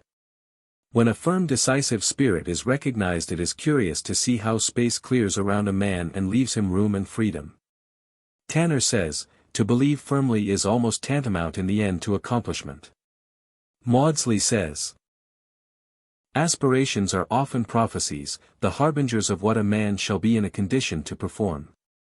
Macaulay says, "It is related of Warren Hastings that when only 7 years old there arose in his mind a scheme which through all the turns of his eventful life was never abandoned." Kay says, "When one is engaged in seeking for a thing, if he keep the image of it clearly before the mind, he will be very likely to find it, and that too, probably, where it would otherwise have escaped his notice." Burroughs says, "No one ever found the walking fern who did not have the walking fern in his mind. A person whose eye is full of Indian relics picks them up in every field he walks through. They are quickly recognized because the eye has been commissioned to find them." Constructive imagination differs from the phases of the faculty of imagination which are akin to fancy, in a number of ways, the chief points of difference being as follows. The constructive imagination is always exercised in the pursuance of a definite intent and purpose. The person so using the faculty starts out with the idea of accomplishing certain purposes, and with the direct intent of thinking and planning in that particular direction. The fanciful phase of the imagination, on the contrary, starts with no definite intent or purpose, but proceeds along the line of mere idle fantasy or daydreaming. The constructive imagination selects its material. The person using the faculty in this manner abstracts from his general stock of mental images and impressions those particular materials which fit in with his general intent and purpose. Instead of allowing his imagination to wander around the entire field of memory, or representation, he deliberately and voluntarily selects and sets apart only such objects as seem to be conducive to his general design or plan, and which are logically associated with the same. The constructive imagination operates upon the lines of logical thought. One so using the faculty subjects his mental images, or ideas, to his thinking faculties, and proceeds with his imaginative constructive work along the lines of logical thought. He goes through the processes of abstraction, generalization or conception, judgment and the higher phases of reasoning, in connection with his general work of constructive imagination. Instead of having the objects of thought before him in material form, he has them represented to his mind in ideal form, and he works upon his material in that shape. The constructive imagination is voluntary, under the control and direction of the will. Instead of being in the nature of a dream depending not upon the will or reason, it is directly controlled not only by reason but also by the will. The constructive imagination, like every other faculty of the mind, may be developed and cultivated by use and nourishment. It must be exercised in order to develop its mental muscle, and it must be supplied with nourishment upon which it may grow. Drawing, composing, designing and planning along any line is calculated to give to this faculty the exercise that it requires. The reading of the right kind of literature is also likely to lead the faculty into activity by inspiring it with ideals and inciting it by example. The mind should be supplied with the proper material for the exercise of this faculty. As Halleck says, since the imagination has not the miraculous power necessary to create something out of nothing, the first essential thing is to get the proper perceptual material in proper quantity. If a child has enough blocks, he can build a castle or a palace. Give him but 3 blocks, and his power of combination is painfully limited. Some persons wonder why their imaginative power is no greater, when they have only a few accurate ideas. It thus follows that the active use of the perceptive faculties will result in storing away a quantity of material, which, when represented or reproduced by the memory, will give to the constructive imagination the material it requires with which to build. The greater the general knowledge of the person, the greater will be his store of material for this use. This knowledge need not necessarily be acquired at first hand from personal observation, but may also be in the nature of information acquired from the experience of others and known through their conversation, writings, etc. The necessity of forming clear concepts is very apparent when we come to exercise the constructive imagination. Unless we have clear-cut ideas of the various things concerned with the subject before us, we cannot focus the imagination clearly upon its task. The general ideas should be clearly understood and the classification should be intelligent. Particular things should be clearly seen in the mind's eye. That is, the power of visualization or forming mental images should be cultivated in this connection. One may improve this particular faculty by either writing a description of scenes or particular things we have seen, or else by verbally describing them to others. As Halleck says, an attempt at a clear-cut oral description of something to another person will often impress ourselves and him with the fact that our mental images are hazy, and that the first step toward better description consists in improving them. Tyndall has aptly stated the importance of visualizing one's ideas and particular concepts, as follows: how, for example, are we to lay hold of the physical basis of light since, like that of life itself, it lies entirely without the domain of the senses? Bring your imaginations once more into play and figure a series of sound waves passing through air.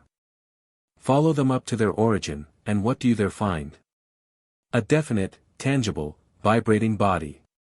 It may be the vocal cords of a human being, it may be an organ pipe, or it may be a stretched string. Follow in the same manner a train of ether waves to their source, remembering at the same time that your ether is matter, dense, elastic and capable of motion subject to and determined by mechanical laws. What then do you expect to find as the source of a series of ether waves?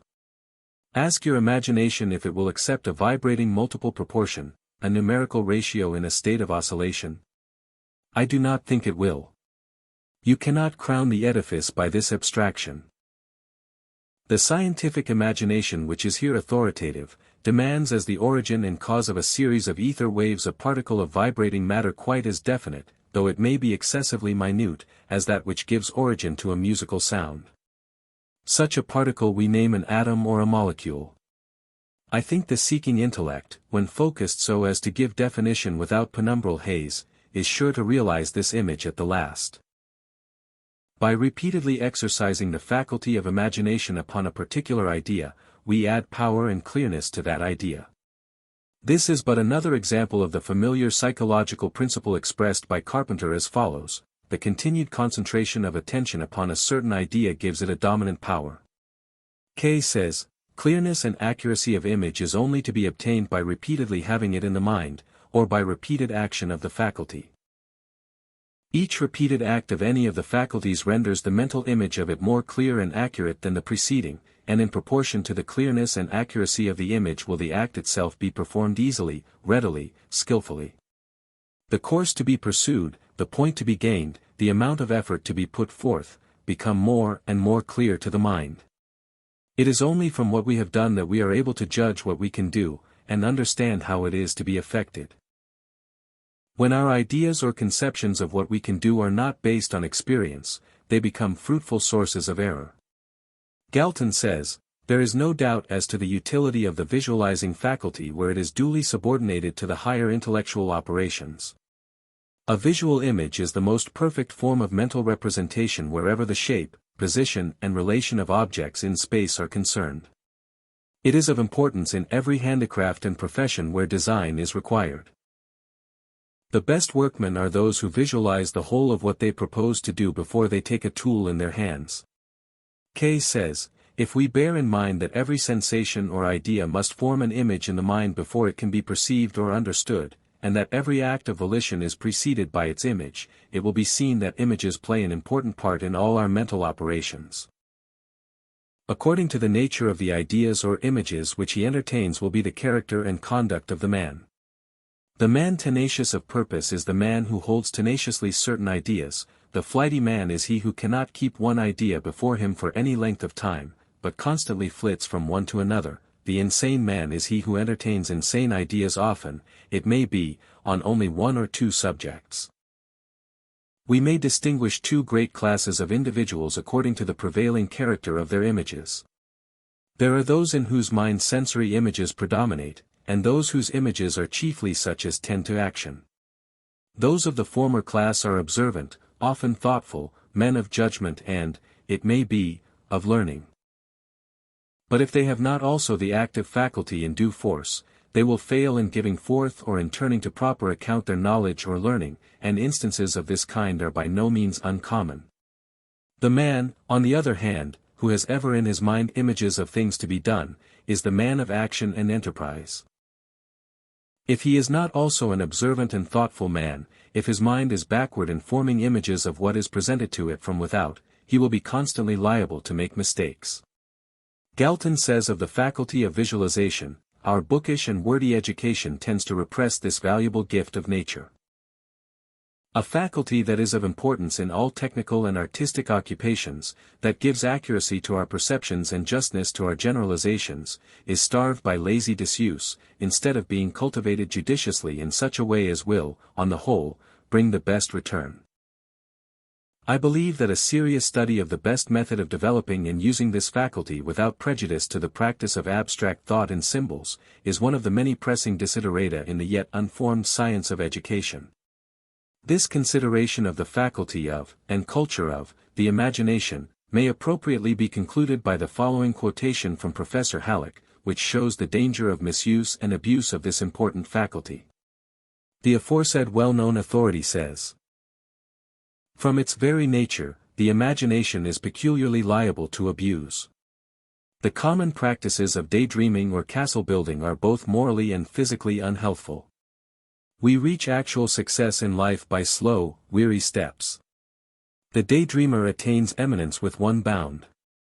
He is without trouble a victorious general on a vast battlefield, an orator swaying thousands, a millionaire with every amusement at his command, a learned man confounding the wisest, a president, an emperor or a czar. After reveling in these imaginative sweets, the dry bread of actual toil becomes exceedingly distasteful. It is so much easier to live in regions where everything comes at the magic wand of fancy. Not infrequently these castle builders abandon effort in an actual world. Success comes too slow for them.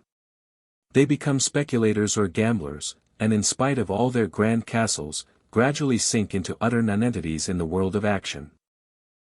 The young should never allow themselves to build any imaginative castle, unless they are willing by hard effort to try to make that castle a reality.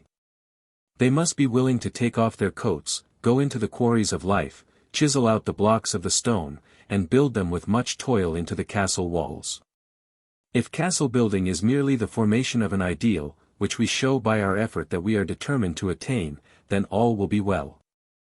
It will be seen that, in reality, the cultivation of the imagination is rather the training and intelligent direction of that faculty, instead of the development of its power. The majority of people have the faculty of imagination well developed, but to them it is largely an untrained, fanciful self-willed faculty. Cultivation is needed in the direction of bringing it under the guidance of the reason, and control by the will. Thought culture in general will do much for the imagination, for the very processes employed in the development and cultivation of the various other faculties of the mind will also tend to bring the imagination into subjection and under control, instead of allowing it to remain the wild, fanciful irresponsible faculty that it is in the majority of cases. Use the faculty of imagination as a faculty of thought, instead of a thing of fancy. Attach it to the intellect instead of to the emotions. Harness it up with the other faculties of thought, and your chariot of understanding and attainment will reach the goal far sooner than under the old arrangement.